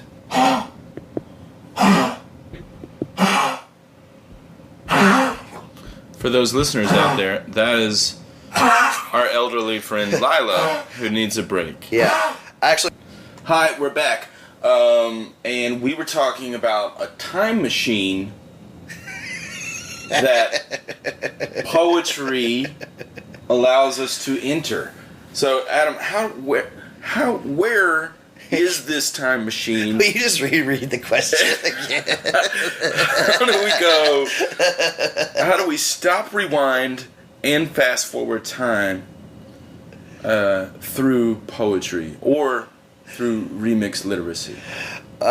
So one thing I want to talk about is that poetry is really a reflexive tool. And when you talk about reflexivity, one thing to keep in mind is this concept by Paulo Freire called praxis. So praxis is all about kind of reassessing your own pedagogy and reconsidering it, going through an inquiry process of bettering that pedagogy and then correcting it and moving forward. And so that's kind of a different inquiry process than like something that's exploratory or looking for an answer to something. It's more of a revisionist, you're a revisionist of the self, of making yourself better the entire time. So if you've ever been to a poetry slam or poetry reading, you know that poetry is very reflexive. It's very like thinking about a moment in time, or thinking about my childhood, or thinking about the past, or a thing that happened to me, and I want to process that. And so that is one thing that poetry has to offer the research community, which is often very like in the present, this is how things are happening and this is how things will happen in the future. We have the option of like going back and like offering reinterpretations. And I think that if you look at the structure of poetry, although like you might see like flashbacks in like a movie or in like prose, like a short story. An example I like to use is Kendrick Lamar's Good Kid, Mad City, where the album starts right in the middle of things, right when all the conflict happens, and then it fast forwards to years later, and he's looking back on his life and on his time in the hip hop industry, and then the third song fast forwards all the way back to the very beginning of the story. And often the skits and the conversations kind of jump between voices. There's even one song where he voices 3 different protagonists within one's song. Sure. And you just don't commonly see that in any other form of writing. Although there are some time travel moments in other creative writing, I would say that prose lets you. I've seen poems where two people are talking and they're talking at two different times, but they're intersected with each other, like, we're basically listening to two conversations in time at the same time. Sure. So, what can that do for research? If we're talking about a trend, or if we're talking about a phenomena, or if we're talking about behavior in a classroom, or even outside of a classroom, we have this. We as a poetry community who now has more representation in the research community because people are interested in us both culturally and pedagogically. What does our form of inquiry have to offer the research community? And I don't really know the answer yet, and that's why I'm going to explore my dissertation. Yeah, that's super dope. Yeah, it sounds like you're onto something. We'll see. Is spoken word pedagogy a way of keeping the teacher relevant? Ooh, can you tell me more? I need more. Sorry. Okay, so that could be taken two ways. Okay. One way, spoken word pedagogy can really help you reach your students. Yes. Especially if you're extra out of touch. Yeah. Okay. Yeah. Out of touch with where they're coming from. You can use it as a bridge to meet in the middle. It could also, is it a way, I guess you could take it as a negative connotation in the way that in this fourth wave of poets that we defined as like existing after '05, there seems to be a niche market that you can carve out as a teaching artist. Okay. So I want to talk. Can we separate that? Can we answer the first one? Because I would like to dedicate some conversation about the teaching artists. Okay. Yeah. So I guess so the question is, and you can answer it both ways. Is spoken word pedagogy a way of keeping the teacher relevant?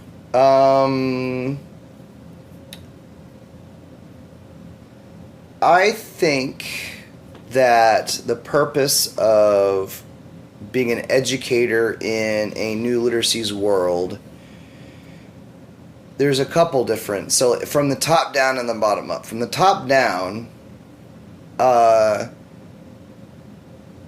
think that schools, academies, and institutions are starting to realize that they need hip-hop, that they need spoken word, that they need video games in their curricula. Yeah. Because they're understanding that, like, when I was a kid, I would fight my teacher, and then I would go home and read on my video game every single night.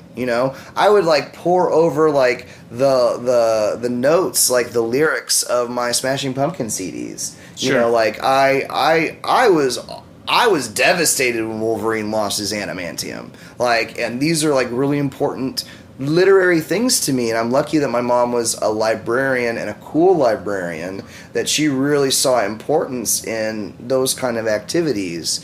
So I think that spoken word pedagogy from the top, in a way does keep it keeps the academy itself relevant. Okay. Though their major purpose is to teach skills that might not necessarily come from just listening to a Lil Wayne album, right?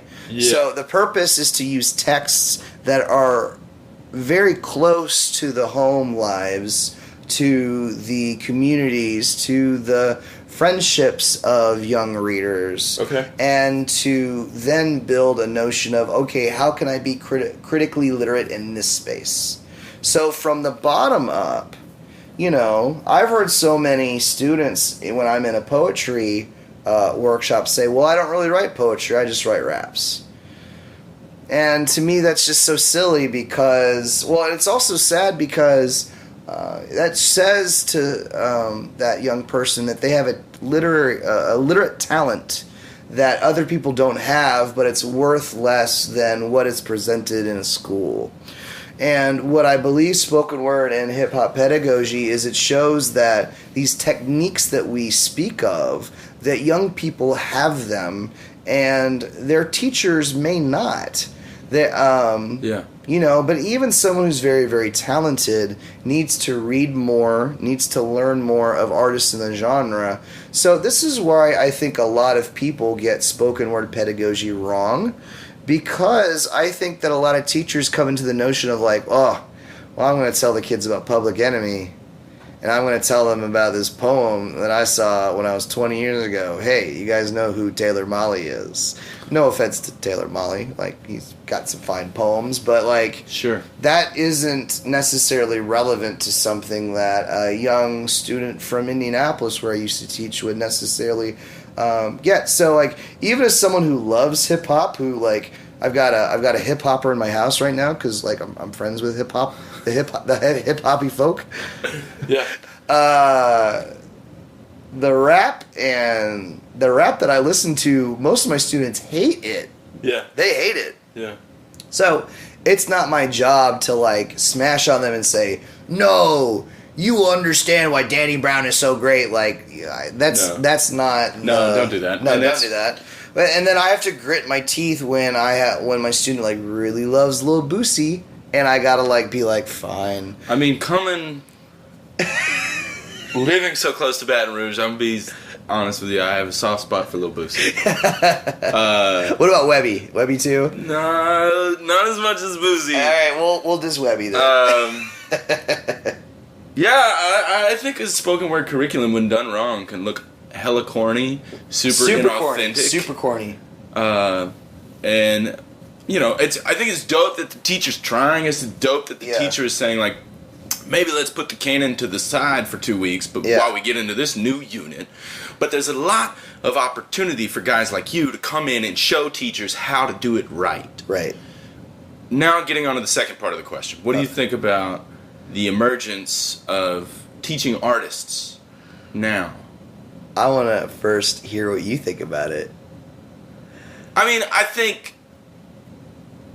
like I said, I think there's a lot of room for guys like you to come in and help us make it relevant. Okay. And one of the reasons I would say guys like you is because if I'm still understanding this correctly, and it hasn't gone out of date, you are a certified teacher. Right, yes. Well, my certification's expired, but yes, I've gone through school. I have a master's, and I have classroom experience. Yes. Right.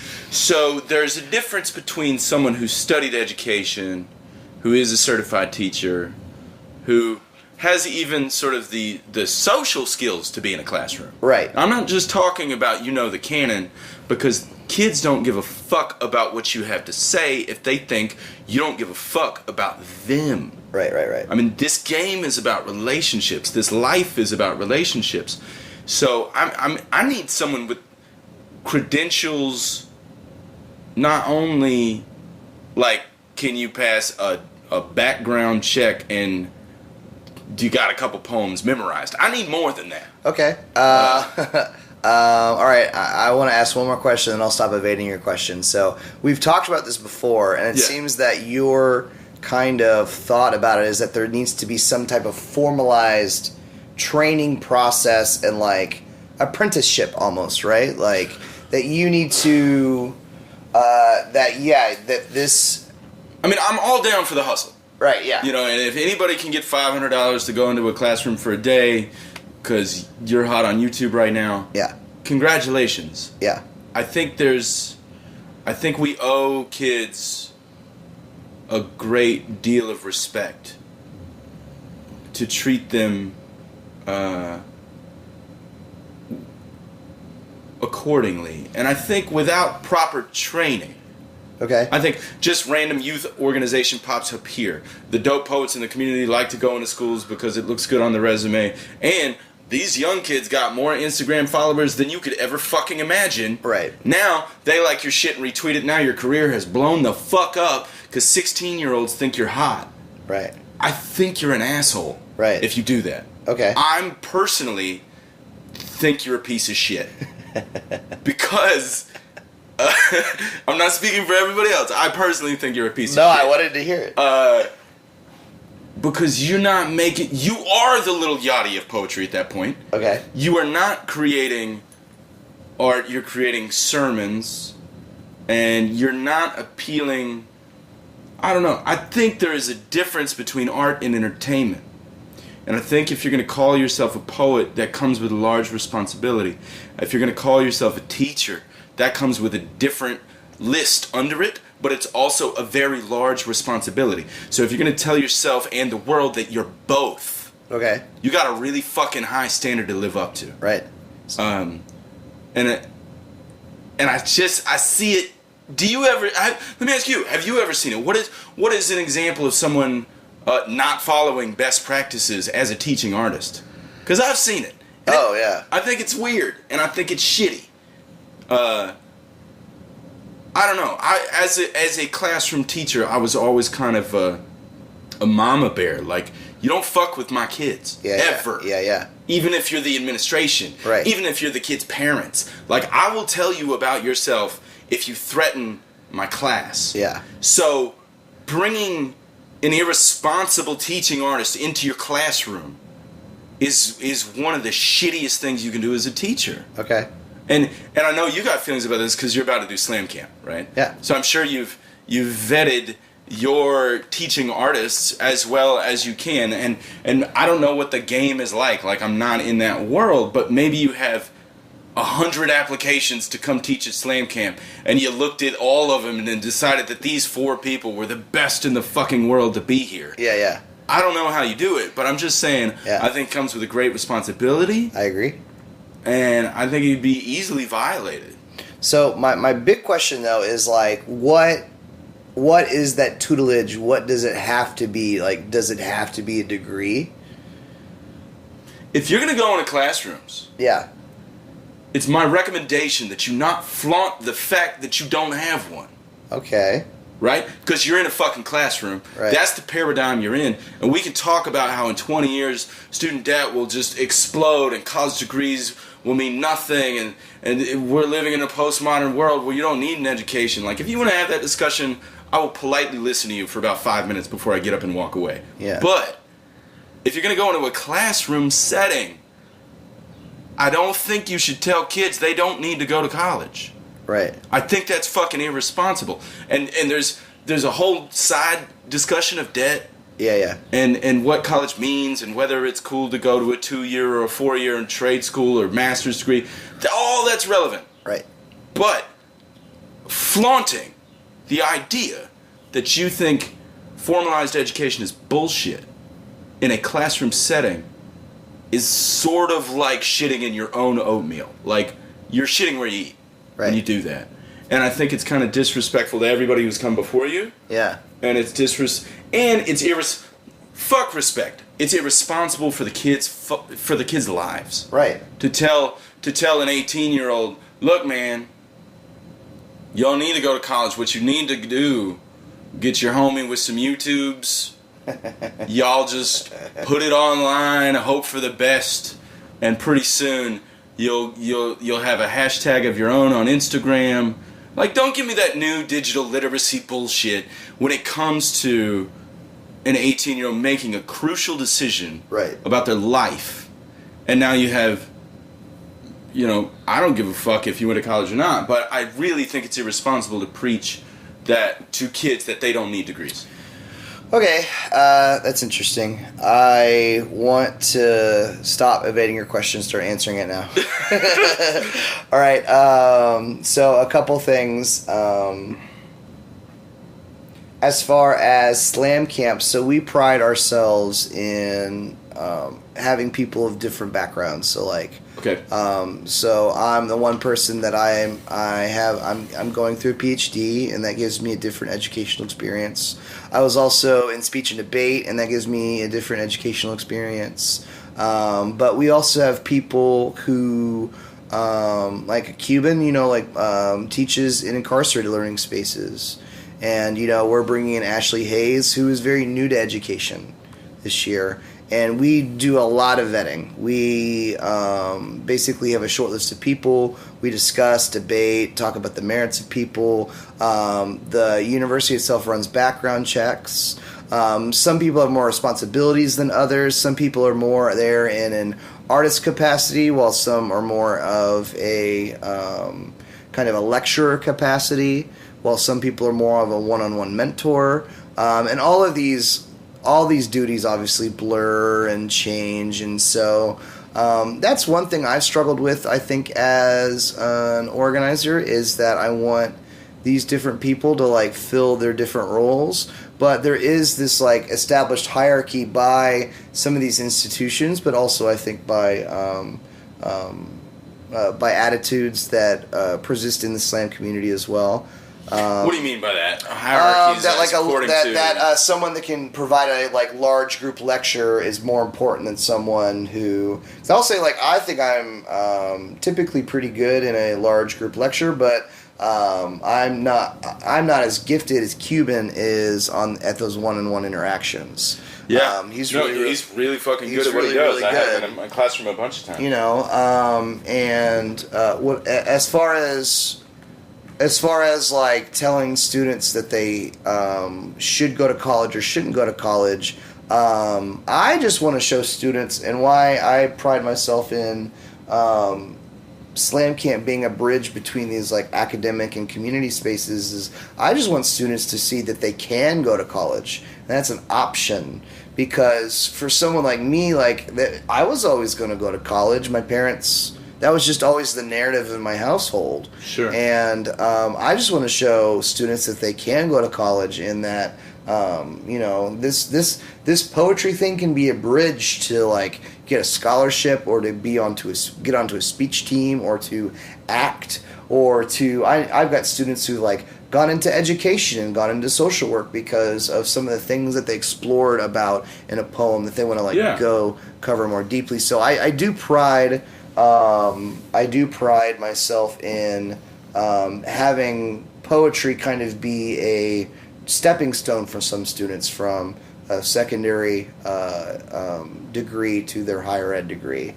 But I also think that, you know, like I've had students before who are like very talented engineers and mechanics, and who will make way more money than I ever will. And I'm not necessarily someone that will say, hey, why don't you not think about college?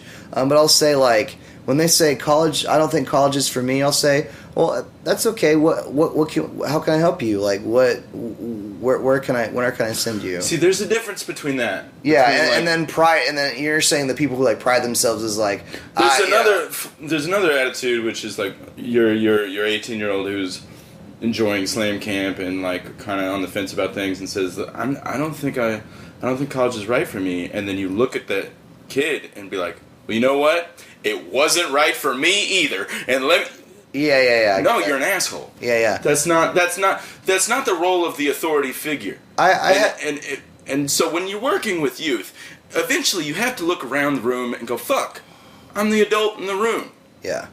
You're not on the same plane. Yeah. And you're a mentor. Yeah. So act like it. Yeah. You know what I mean? Yeah. And it sounds like y'all do. I don't know. Okay, so to kind of unpack that more, I guess, I do think that there is something to think about of like decolonizing education. Okay. And what do you mean by that?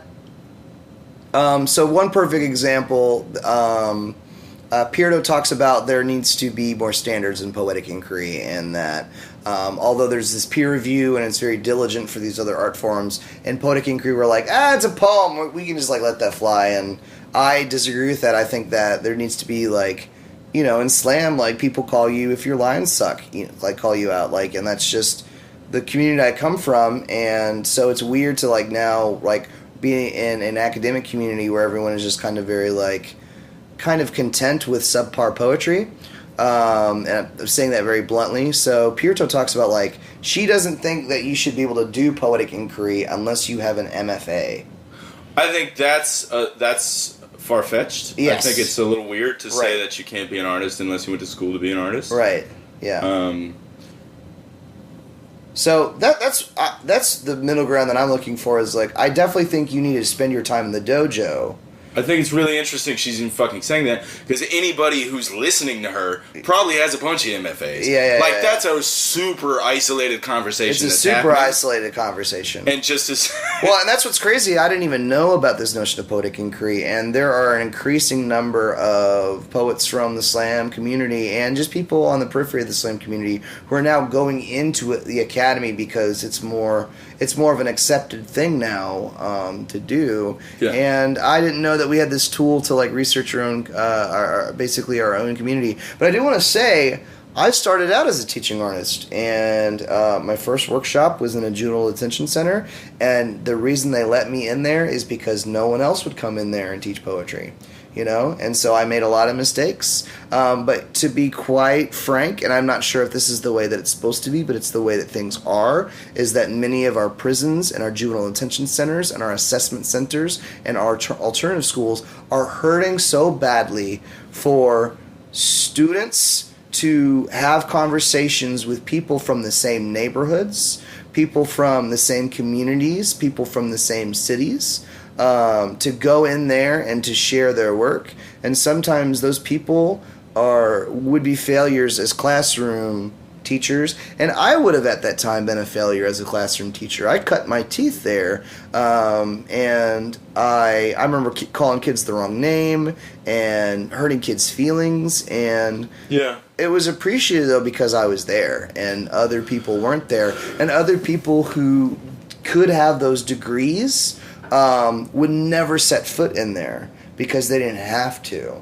And I just had different priorities at the time. I was trying to do something good, and I was trying to get better at my craft, and I was just trying to do something better then. And I've definitely been in some situations where they're just like, okay, I will never ask this person, poet friend, to teach in my classroom again. I've definitely had those problems before. But I've also brought in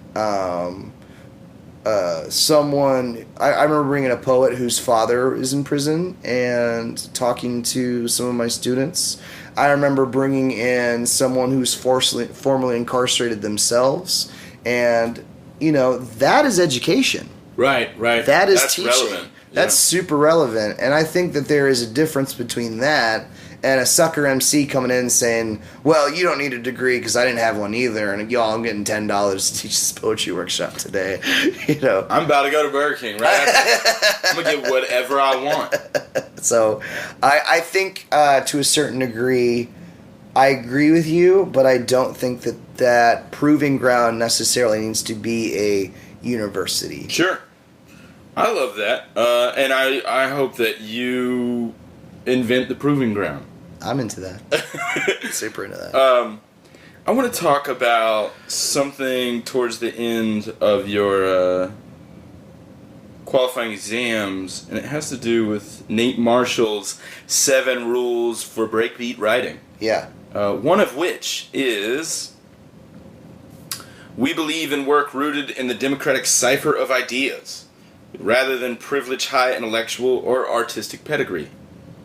For us, everything is on the table and equally valid until proven whack. And just to give this some context, these are like 7 rules for what? Like how to... it's kind of just... it's 7 rules, and it's told from the perspective of Nate Marshall, who kind of learned to appreciate the more canonized poetry through hip-hop. And so it's a very much a critique against like the Eurocentric white canon and of kind of colonized education practices. Okay. And basically Nate is establishing that there is rigor in these more populist forms of poetry and music that are that should be valued. And so he, in that tenet right there, is basically breaking down the hierarchy between whatever high art is and whatever low art is. That instead of saying, well, this is a poem by the Romantics and this is a hip hop song by Run the Jewels, that we won't have a hierarchy between these two things. We will just say is this whack? Let me ask, though, so the language is for us, everything is on the table and equally valid. Yes. Until proven whack. But how is shit proven whack, and who has the authority to say what is whack? Not the teacher, necessarily. Okay. Well, obviously they need to be a curator and an adult, but, I mean, I don't just consider this poetry, but, like, I analyze tweets in my classroom, social media posts. No, go back. You mentioned Run the Jewels. Yeah. And I said, who has the authority to say what is whack? Right. So if I make a beat, yeah, and you say it's great, and LP says it's whack, I think LP has a higher authority than you to analyze my beat. Because he's a fucking amazing producer. But then isn't that determined by who would be the student? Well, I used you in my example. Well, I used you, but if you made the beat, then you're the student. Okay, so I made the beat. Yeah. You say it's great. LP says it's whack. What's up?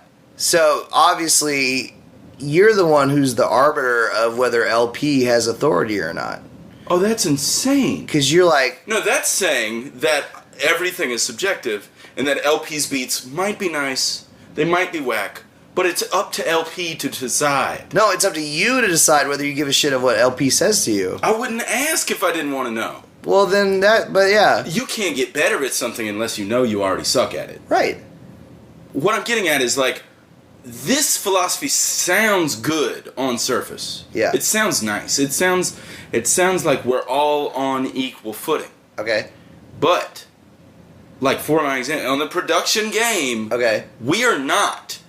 Let's get clear. We are not on equal footing. Ninth Wonder has so much more authority to say what is a dope beat and what is not. I understand. Than someone who's not making dope beats. Right. Okay. So this is what confuses me. Well, okay, but by the standards of Nate Marshall, Ninth Wonder would still not be a literate person in that sense. That would be... How? Because... It's Ninth Wonder! Because we're comparing Ninth Wonder to Lord Alfred Tennyson, is what we're talking about. He didn't make beats. Like, there's a paradigm. And within the paradigm, somebody's making dope beats and somebody's not. Read it again. Read that sentence again. We believe in work rooted in the democratic cipher of ideas. Okay. Rather than the privileged, high intellectual, or artistic pedigree. Right. Do you think that turntablism is that? I think that making beats... You think that... can either be seen as high or low art. Like, I'm not really interested. Would you agree with that 10 years ago? Okay, so I'm gonna assess... When we say the word art, I carry with that craft. Yeah. So when we say art, I carry with that skill. Yeah. I also carry with it expertise. Yeah. So to say that LP either exists in the cipher of democratic ideas, or to say that LP is of an artistic pedigree that is high and intellectual, to me are value judgments that somehow try to disregard his just exact fucking dopeness. Like, he's so good at what he does, and I understand good is a value word. Yeah. But I could say he's so skilled. I could say he spent most of his life making beats. Yeah. Like, and from that, I'm gonna say, like, objectively, not subjectively, but with a T capital truth. Yeah. His opinion on my beat means more than a layperson's opinion. Right. Okay, but you are completely taking out of account what someone's paradigm that's not objective, who would be the president of an R1 school, that...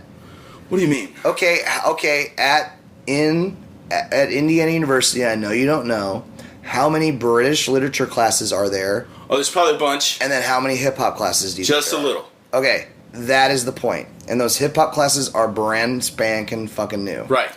Right. And probably taught by an adjunct who's grateful to have the class. Right. And so that is that higher and lower art coming together, and that is what he's calling for. He's not saying that we shouldn't praise mastery, because if LP produces a whack beat, then it's off the table. That's what he's talking about, is that we should judge a painting, a Monet painting, by the same standards that we judge LP's beats. That both of those things are on the table until proven otherwise. And that's the notion, is because what spoken word pedagogy does is get us away from this prescriptivist notion of you have to read this poem, this poem, this poem, and this poem. Unless you read the Fairy King and Beowulf and Tom Sawyer, you will not be a literate, sound person, which is really what some people believe, that you have to read this poem specifically and this poem specifically, all by these dead white English speaking So if men. we looked at your college course catalog, this argument would have some context? Is that what you're saying? That's what it's in context with, because what he's talking about is just like not having an understanding of Shakespeare when he was young, because he had no context for it. But when he would watch things like The Wire and hear things in hip-hop about like mutiny and of like killing the king, then that gave him a foundation to be able to later in life go back and appreciate stories like Othello and Julius Caesar and some of these things that have very similar themes in hip-hop, that it gives us this notion of like, are we starting backwards as educators, right? You know, almost every educator has to start with, in 9th grade in Indiana, you read Romeo and Juliet. It doesn't matter if it's you spend 5 weeks on Romeo and Juliet, and then if you're lucky, you might get to might get to watch the Leonardo DiCaprio movie at the end of class. Like, that's going to be something that you care even more about. Why are we starting there when that is the end point? Like, isn't this the fine art that we should one day get to? Why aren't we starting with the poem that we all love and cherish? Why aren't we like talking about like common things like, you know, my students have like Portal stickers, like from the video game Portal. And that has like all kinds of like great literary imagery, and a lot of these things have comic books. Like, the kid loves Star Wars, has Star Wars comics, and listens to plays Star Wars video games, and like has Star Wars like toys. Why don't we start with Star Wars? Exactly, and that's something a kid loves, and move toward that more notion of high art that we can eventually get to something that seems so foreign. And that, to me, when I was... I mean, I'm with that, and I think, like what I said earlier, like if the kid doesn't know, the kid thinks you don't care about them, they don't care about what you have to say. I don't even think you can begin teaching without a relationship. Like, and if the kid loves dirt bikes, like, you need to go to the store and get you some dirt bike magazines. Right. And you need to teach literacy through the individual interests of the child. Exactly. I understand that. And so get that. That's all they're saying, is that dirt bike magazine should have equal weight in a classroom as that Shakespeare. I might disagree with that. Let me. I just want to push back for a second. So, you quote someone. I missed the first name. You quote someone named Lowe. Okay. Commenting on our own observations of a classroom that uses hip hop and spoken word. Lowe claims, and this is a quote that you have in your qualifying exams. Qualifying exams. You say, from Lowe, the spoken word curriculum was a place to air and, at its best, work through these tensions, leading to new insights and understandings for teachers as well as students. Right. So what's interesting about that, as for teachers as well as students? And any teacher who's worth a fuck knows that you learn a lot from your kids. Exactly, yeah. And you until you're willing to open up and learn a lot from your kids, it's kind of a one-sided conversation, and you're not even really fully present. Right. But I wanted to push back on that on one of my favorite Flannery O'Connor quotes. Okay. You know Flannery O'Connor, yes, the fiction writer? yeah. So she says, and it's a little long, so bear with me. She says, the high school English teacher will be fulfilling his responsibility if he furnishes the student a guided opportunity through the best writing of the past to come in time to an understanding of the best writing of the present. He will teach literature, not social studies, or little lessons in democracy, or the customs of many lands. And if the student finds that this is not to his taste, well, that is regrettable, most regrettable.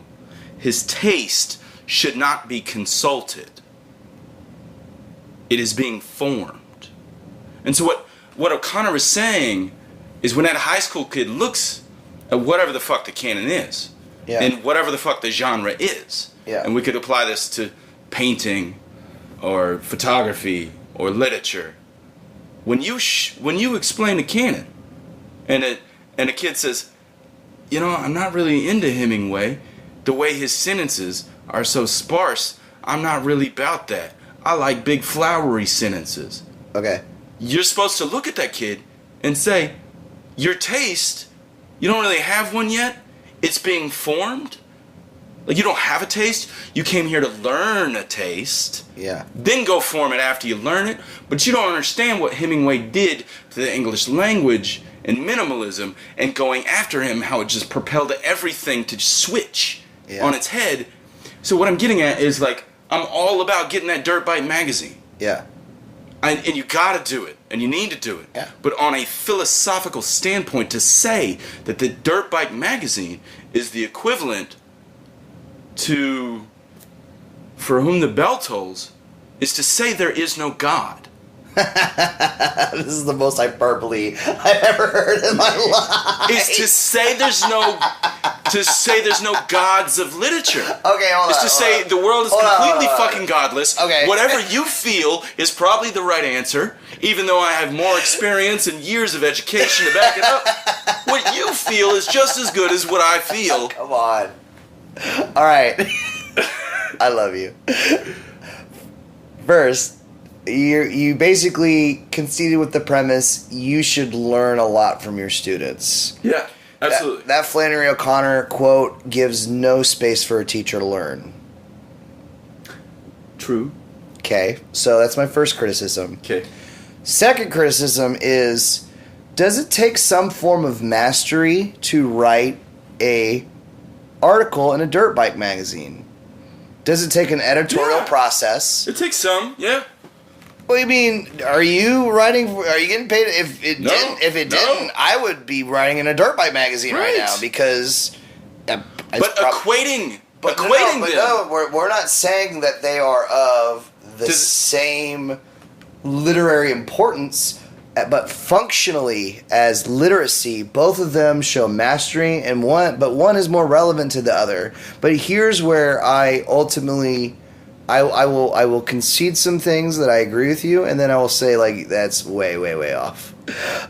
Is that all the time when I'm in a classroom, I love arguing about hip-hop with my students. Exactly. I love that. So there's a difference between, like, I do not have to accept.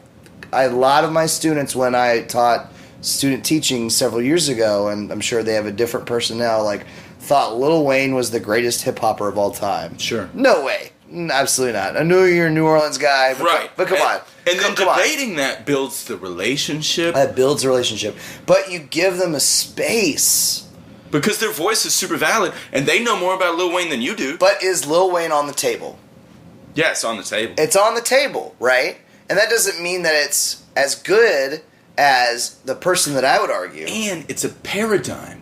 Right. Lil Wayne is so much better at making. I'm not going to value it. I'm not going to give a value statement. Let me say, Lil Wayne is so much better at making rap music than Ernest Hemingway. Yes. Every day of the week. Yeah. Makes better rap music every day of the week. Yeah. So fuck Hemingway when he's trying to make rap music. Yeah. But if we're learning how, like, language has changed after and before Hemingway, Lil Wayne's actually not super relevant in that conversation. So we're on different paradigms. Well, sure, but all of them got to get on a table. Yeah, but we don't have to reject. We don't have to reject the canon as it exists completely. Because I love Shakespeare. I think that we should scrap Romeo and Juliet, and I think that everyone should read Othello. Like, I think that we should read Julius Caesar. Like, I think that those are both much more relevant to students. I think that they're about, I think it's about, like, war and, like, betrayal. And, like, although there are, like, issues like gang violence and you can betrayal in Romeo and Juliet, like, God, who cares? Like, the point is that I do not have to accept that Lil Webby has more mastery than someone like Big Pun, right? I don't have to do that. But I don't have to force my student to give a shit about Big Pun if they don't give a shit about Big Pun, right? I remember one of the first times I was teaching in that Juvenile Detention Center I talked about, and I was like, okay, I'm teaching literary devices. What if I use like Snoop Dogg? What if I use Nas? What if I use Jay-Z? Like, I was like, that'll be cool. The kids will like that. Okay. And a kid raised their hand and said, Mr. Henze, these are the rappers our parents listen to. Yeah, you're already out of touch. It's already out of touch, right? And so that doesn't mean I shouldn't talk about them and that I shouldn't bring them up and say, like, oh, man, you guys like this person? Listen to this person. This is old. You guys haven't even heard. This is from 10 years ago. You haven't even heard this stuff. Well, you might get a lot more mileage instead of bringing Nas to the Juvenile Detention Center. You might get a lot more mileage to say, hey, what's your favorite bar? Yeah. Like, who's got your favorite couplet? And isn't that bringing it on the table? That's all that it is. It's not about saying that, like, this is equal to that, because that's just a losing game. Like, we don't do that in slam. I mean, like, we like quantify it with score, but we know that that's like shit. Like, I mean, more people who are grown-ups like know that that's like bullshit. Yeah. You know, it's not about saying that, like, there is no. I mean, like, I love Flannery O'Connor. I love a perfect example of this is I love Chaucer. I absolutely love Chaucer. One of the most moving things when I was on, when I've been to London, when I was on tour, is getting to put my hand on Chaucer's grave. I, like, wept because I knew, I mean, hip-hop would probably still exist, but maybe not without Chaucer. Like, Chaucer was, like, this person that, like, had the drunken tongue, like, made poetry more accessible to, like, speakers of common language, like, and I knew that, and the reason that I loved Chaucer, and I was the only person in my class I remember, everyone else was reading the, like, modern translated version, and I was reading Juan that April with the shortest sota, the drought of March of Persa to the Rota, because why that was relevant to me is because I had grown up thinking about sounds in my poetry. Yeah. I thought about, like, what things sound like and what things are pleasant, and I knew that, and I loved getting a dictionary out and trying to figure out what he was saying. And if I would have came at Chaucer the same way that every single other person in my class did, because they hated it. They thought it was the stupidest thing in the entire world. Why are we reading these stories that some of them aren't even completed? They don't make any sense. Yeah. Why are we reading this? So for some people, this was the most alien, literally sounds like it's in a different language. And for me, there was so much familiarity to Chaucer because I had an understanding of sound and rhythm and of speaking grotesquely and these things. And, I wouldn't have been able to get there unless I'd put other things on the table too. And that's what I think that line refers to. Yes.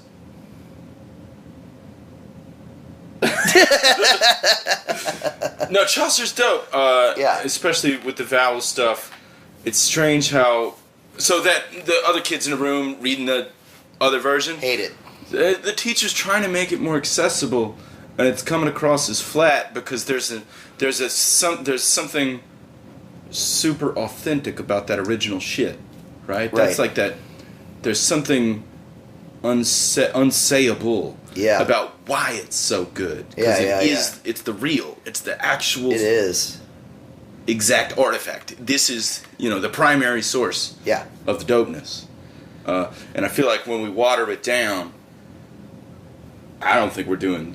I'm just going to say it. I don't think we're doing students a service when we water it down. I agree.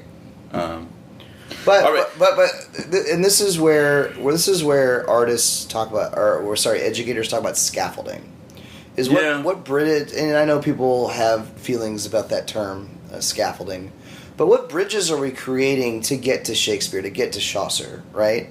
And if it's a dirt bike magazine, and again, we're not saying that a dirt bike magazine is better than Flannery O'Connor.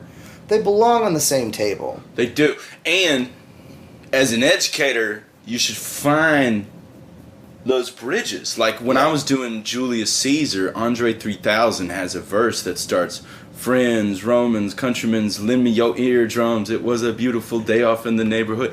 Well, that's from Caesar. Yeah, exactly. So, if Andre 3000 is this dope and he's reading Caesar, maybe we should read Caesar. Right. Let's look at where he got this quote from. Yeah. But that could also be seen as me at the prison talking about Nas. But does that mean that we're going to spend 20 minutes on Andre and 5 weeks on Julius Caesar? That's an interesting question, but it's like saying, what is the value of learning? So, does the kid have to pass the Shakespeare test, and that's the assessment of whether we did it right? Because I can get that kid to pass the Shakespeare test and spend half the class on rap and half the class on Caesar. Mm-hmm. And I was kind of an arrogant teacher, so I'd put money on that. I'd put my job on that. I put my test scores on that. Yeah. Which is money. Yeah. If you're in the education field, and you can spend the entire 90 minutes of class on Caesar. Yeah. My test scores are going to be higher because my kids were more engaged. Right. And my kids listened because they cared about what we were talking about. So I'm not judging it in a measure of time. You know what I mean? Right. And I never would. Like if we got 90 minutes, we're going to spend at least 25 of those having a lot of fun. Right. Because if you're laughing, you're learning. Right. And there's kind of... So I don't think that the sort of direct instruction, like we'd never get off topic and we're going to stare at Caesar for 90 minutes, I don't actually think that's an effective way to teach. I don't either. And if the measure is the assessment at the end, I'd put my career on it. And I did. I have just one more specific question, and then I kind of want to loosen up a little. Okay. Rules 6 and 7. The rules for breakbeat writing by Nate Marshall. Yeah. I just want to read them and want to ask you a quick question. 6 is, we believe in art that samples, steals, and borrows to create the most compelling and important work possible. Right. I think that's dope. Yes. And it makes me think of like cut-ups from the beats. It makes me think of how you would apply sampling to literature. I'm excited about that quote. Yeah. Then... 7, the rule 7 is, we believe in Ezra Pound's charge to make it new and or Andre's revelation that you're only as funky as your last cut. Right.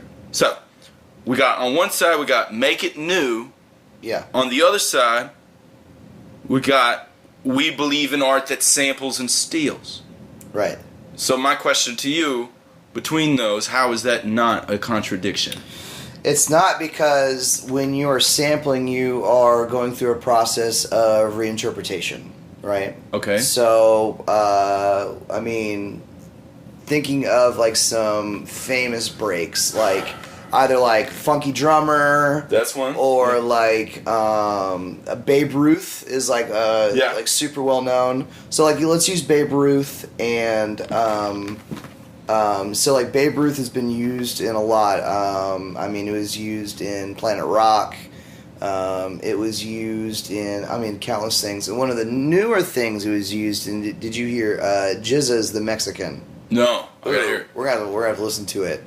And it's about Chico Hernandez sleeping on his guns, just like in the original Babe Ruth. Yeah. And so then Jizza has this whole verse about just like this like outlaw, and Jizza interprets this outlaw to kind of be like against this like these like kind of an outlaw of like neoliberal structures of like of this like process of like he uses the term socioeconomic circles, and how this like Rough Rider gunfighter is gonna kind of like level the playing field. So right? Jizza is like reinterpreting Chico not only the Hernandez's sample but the lyrics to the yeah, song. exactly. Okay. So and then they have the like Chico Hernandez sleeping on his guns, dreams of Santa Ana, and so like we're not only like reflecting on that and like stealing that, and because what that basically does is that's where hip hop through sampling becomes kind of like a preserved history. We're also kind of making it new, right? We like, and for someone like me, like I am, relatively as someone who's 34 years old, I'm relatively new to the hip hop community. Like I owned, my first cassette tape was Crisscross Totally Crossed Out. Yeah. Oh shit. But like I went into hip hop scholarship through spoken word. I learned about hip hop through Rage Against the Machine, and so I kind of learn sometimes about these like old breaks and these like old artists through some of these like reinterpretations, and that's how they make it new. I also think like Kendrick Lamar's "To Pimp a Butterfly" is a really, really good example, because that is just a love letter to the different black artists in history. Sure.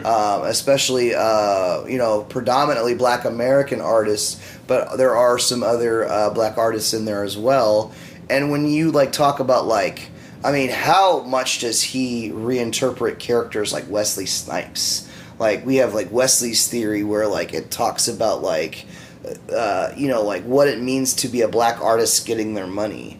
And Richard like talks about going Richard Pryor. Like he like basically like he kind of thinks about like the schism that happened within Richard that also happened within Dave Chappelle, where he realized that he's a black artist performing for a predominantly white audience. And how important is that to see that like reinterpreted through the hip hop community? Wow. Yeah. Yeah. And so although that's not a sample in the same way as like a strip of sound, that is basically what someone who is basically like snatching a sample is doing, is they are preserving the past, but they're also offering a reinterpreted present.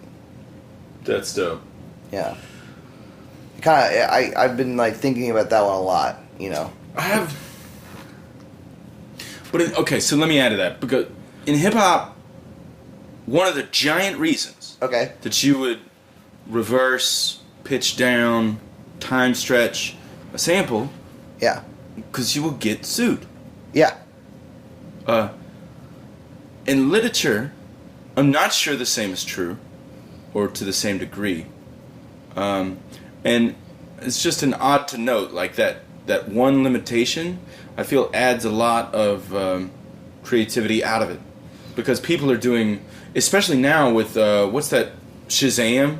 You can essentially like Shazam a hip-hop song and learn where the samples came from. Mm-hmm. It's almost like the internet is snitching on hip-hop. Yeah, exactly. To say that so what's happening now is the producers are getting like really wacky with how much they're manipulating the sample. Yeah, LP's a good example, I think. I wonder if the same will happen to literature, because I've seen some, and what your Jizza example sounds like super reinterpreted. But a lot of times when I see like found poetry, or here's an example that I'm just gonna say that I have a little hate towards. I'm drinking the haterade on this one, is when you take a text that already exists and then just add some line breaks. I think, like, really? And now you're going to put your name on it? So, all you did was add some line breaks. But, like, Erasure, that can be interesting, but it's kind of bordering on just adding line breaks. Yeah. Like, what I'm saying is I like sample literature when it takes a little more risks. Yeah. When it gets a little more expansive than straight up ripping shit. But that's just good artistry, you know, and there's always going to be biters, like, in every genre, like, you know, and people have different interpretations of that. Like, how many times have you had is Jay-Z a biter conversation, or is he giving paying reverence? Or paying homage? I mean, but the same thing happens in film. Like, watch any Brian De Palma movie. Like, The Untouchables is a great example where the baby carriage is, like, falling down, and, like, I mean, they rip off, like, 4 different French and Italian movie scenes right there in that space right there, you know? So, like, some people are going to say, that's cheap. And then some people are going to say, like, man, that's a really, really good reinterpretation of that.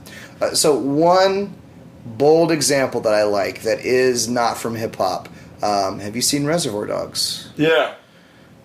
What is the song that is played when Michael Madsen tortures the cop? Do you remember?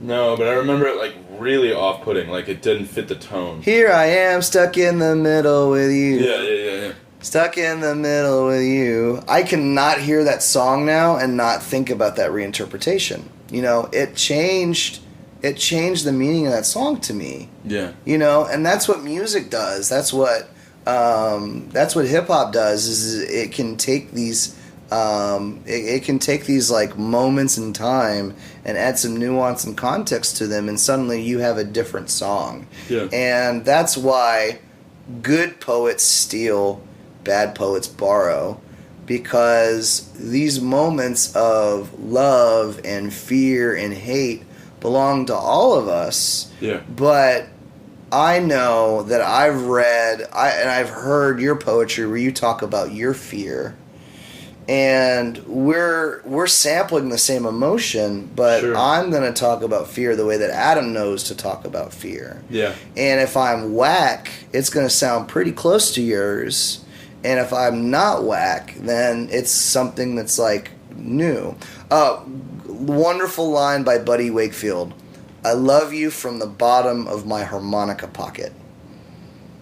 What a great line. I love that line so much. And it's I love you from the bottom of my heart is the most cliche thing that you can possibly say. But instead of, it's the same one, I love you, put your hand on your chest, I love you from the bottom of my harmonica pocket. Oh man, that just, like, it reinterprets so much. And it's a neat diversion. Cause you're so close to saying heart. Yeah. And then you turn it, you switch gears. Let me ask you, what are your... I like asking poets this. What is your, like, pet peeve of poetry? Is there a thing that when you're listening to a poem or reading a poem, and this thing happens, I don't know what it is for you, but this, do you have a pet peeve? Do you have an off switch? Will you turn off if I do this thing that is your pet peeve? One that just comes to mind, and I used to do this too, and then I realized, like, how often artists do that. It's the you see line, you see, and then they basically, like, explain something in a poem. Interesting. Yeah. The fake image. It's like, well, it's kind of like a way to just say, like, it's kind of a way to just, like, divulge more information to an audience member so that they can get back into the poemy things. My really good friend, who's our co-director at Camp Sierra Mulder, she talks about sometimes you need to show, but sometimes in slam, because we have 1 3-minute shot, you have to tell. And so there are going to be some lines that are more expository. Yeah. But I don't think you have to be like, you don't have to be talking about, like, wind, and then you see the wind was like this, and this. Okay. Yeah. So I don't know. That's just... It's just when you just, like, said, that was just the first thing that comes to me. I just roll my eyes when I hear that. I would say, like, people who, unless they're giving me, like, a really good VH1, like, story to it, like, people who explain their poem, like, way too long. I try not to do that as much. All right. I don't know. I mean, I would just say like, I don't know. I don't really get too bothered by poetry things. Like, I think a list poem is a list poem, and there could be bad list poems, and there could be good list poems. I think things like list poems get a bad rap. It helps if you have a lot of creative pausing between your numbers. Yeah, but I mean, I think that's the same thing that like people say like I don't like rhyming poetry, and I've had conversations with Cuban about that. It's like I think it's kind of a little racist a little bit because I think like rhyme is like one of the kind of tools that a lot of communities of color learn, like in black churches and black communities and black art too. Well, I think it's definitely uppity as fuck to be like, actually that rhymed and I'm turned off by rhyme. Yeah, like, that happens a lot, and there's some people that's interesting. But there's some people who don't publish poems that rhyme. There's and like that's true. That I think goes back to that notion of like this like higher art and this lower art both belong on the table, because do your students like to rhyme? Yeah, they love to rhyme. They love, we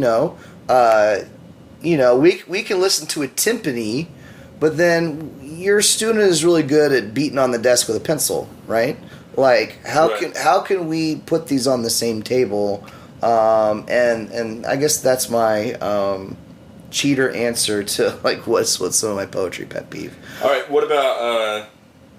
I just got 2 more questions. Great. Or 2.5. What is the difference between art and entertainment? I have no idea. Okay. Yeah. None. You're not leaning any way. I don't know. Not really. You're getting super subjective out here. One of my favorite... You're floating in a sea of subjectivity. One of my favorite things... we talked about this earlier. One of my favorite things is like going to like a modern art museum and watching people get mad at like things they don't think are art. You have an example. Can we talk about this example? Yes. Okay. Will you tell us the story then? Like. We're in the Chicago Institute of Art. It's one of my favorite things to go, especially on tour. Yeah. To go to art museums, because you're in these new towns with this great art. It just feels like a holy place to me. So I like to get a journal. And I just wander around art museums and I take notes, and I'm working on a new album that I have this idea that instead of a release, it's going to be an opening, because that's what you call, an art show. And I want to have like a multimedia set where there's projections behind me while I'm rapping. And so we would just leave the room of Monet's, and then we come into this room and there's these televisions, like old TVs with the tube back. There's probably like 7 of them. They're all playing the same VHS tape where this motherfucker is washing a chicken. He's washing a chicken. That's it. And maybe there's some art in how you put the TVs on the table. And I just thought, like, fuck all y'all. Fuck everybody here. I just wanted to light it on fire. Yeah. I wanted to like run out of that gallery and start screaming at everybody else, like, don't come in here, it's bullshit. What an amazing reaction though. That's dumb, that's stupid. I love it, so the hook, this idea for a hook. You got trolled, you got. The art was effective. I don't buy that though. That is some bullshit. You cannot say that your reaction was the art. Really, motherfucker? Then getting stopped in traffic for a long time when you gotta pee is art. Yeah. Because that pisses you off too. That's not art.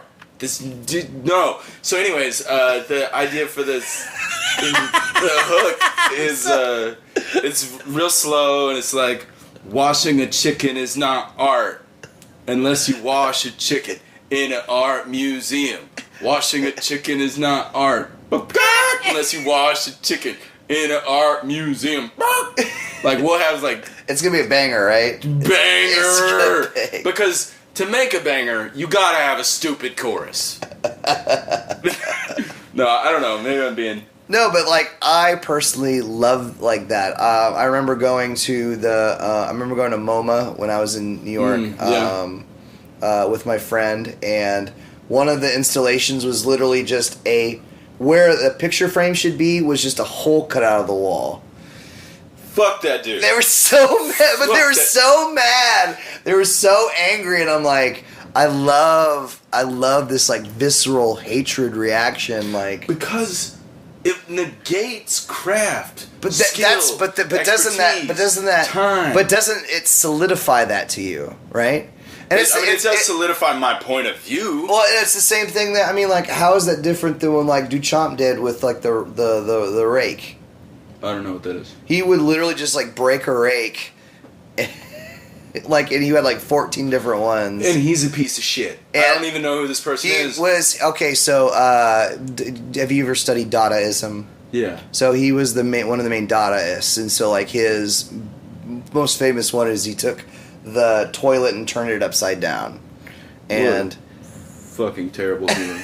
But like he's pushed the boundaries of what art can possibly be. He crossed the line. Didn't know, like, in order for there to be a line, you have to cross it. Yeah. So good for him. John Cage is an interesting example, right? He's the dude with the symphony that's like 14 minutes long of all rests. Yeah. You can look it up on YouTube. These people in a fucking giant orchestra, and they just sit there because it's composed of rests. Yeah. But if you look into Cage's catalog, he writes really fucking amazing music. He just had this one foray into, like, let me show you to yourself. Yeah. But he also has things where he, like, manipulates the strings and keys and things like that, and, like, basically, like, okay. I'm saying his entire career is not bullshit. Sure. That's all some people have. But, okay, so in that vein, though, what we're really talking about is packaging. Yeah. And this is a whole nother podcast, but the notion of packaging in art and how, you know, your greatest poem never wins. Like, you're an asshole who washed a chicken and put it on a TV. But your packaging was so clever. You understand? Your paragraph under your shitty art was so moving that we believed that your shitty art was art. Somebody liked it. No. Somebody put it in the museum. No. It's true. Nobody liked it. It's still full of shit. And fuck everybody who thinks they like it. Okay. The paragraph is what sold it. And I feel like there's a lot of packaging going on right now in all forms of art. Right. That we can learn from. I don't know what to learn. I mean, I think what it says is your packaging needs to get better. Your marketing needs to get better. But marketing and art are not synonymous. Right. I think. Pretty clear on that. All right. I just like how mad it made you, and if I was an owner of an art gallery, I would probably do trolly things like that. So I like that question, though. I mean, I don't know. I don't know if there's any difference between art and entertainment. I think video games are art. I think if you have a little dog that can do little backflips, why not? Sure. I don't care. That's a good point. I like that. I like that letting go. Yeah. I don't care. Okay. All right. What is your most tangible fear? Leeches. Okay. Lots of them, or just one or two? Just any. I remember was at daycare when I was really little, and we watched the movie Stand By Me, and it really scared me. And then I actually got leeches when I was in the Boundary Waters, and I was like, it was the worst. I'm also really scared of needles, and I think that's because I had so many teeth pulled when I was young, and so I constantly had like needles in my gums and in my cheeks and things like that, and so that was a little strange. Intangible fears, just different though.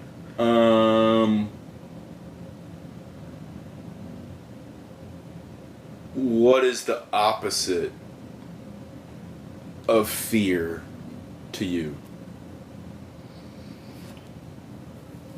That's a hard question.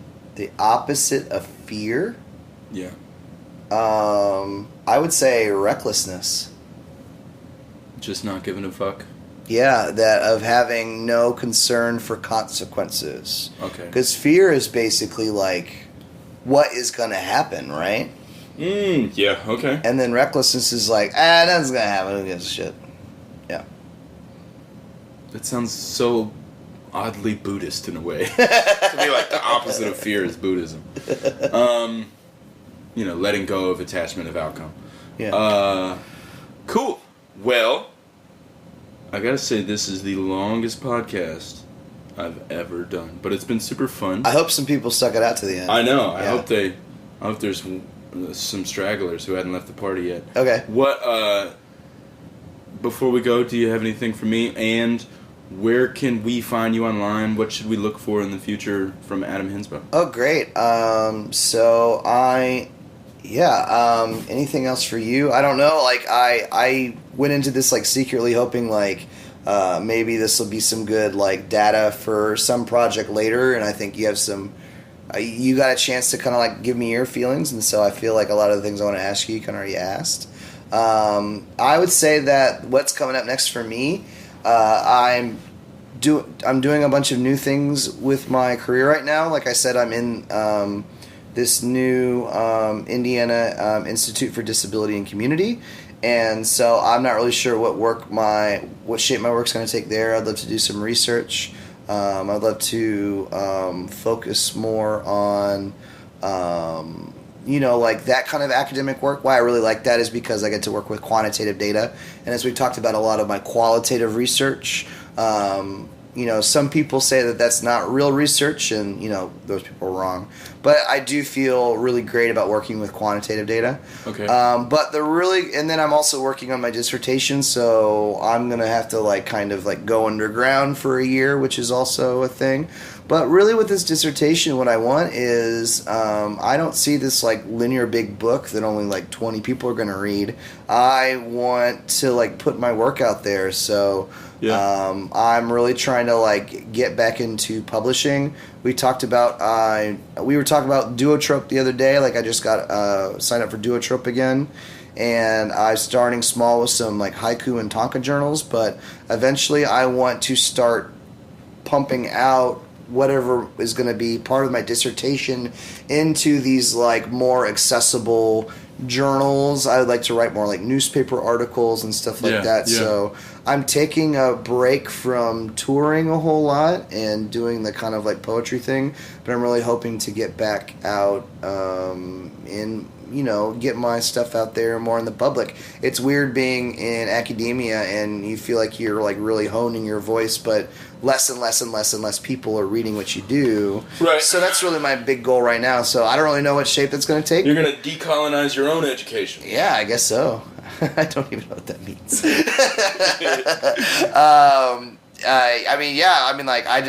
I just want to be back out there again, and I don't know. So it's something that's exciting, and I'm kind of excited because I don't know the answer to that yet.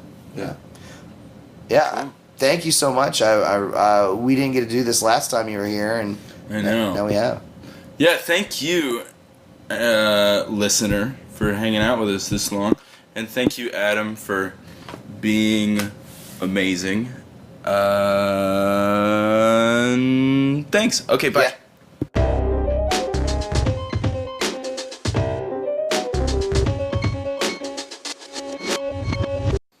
Alright guys, that was us. Thank y'all so much for listening.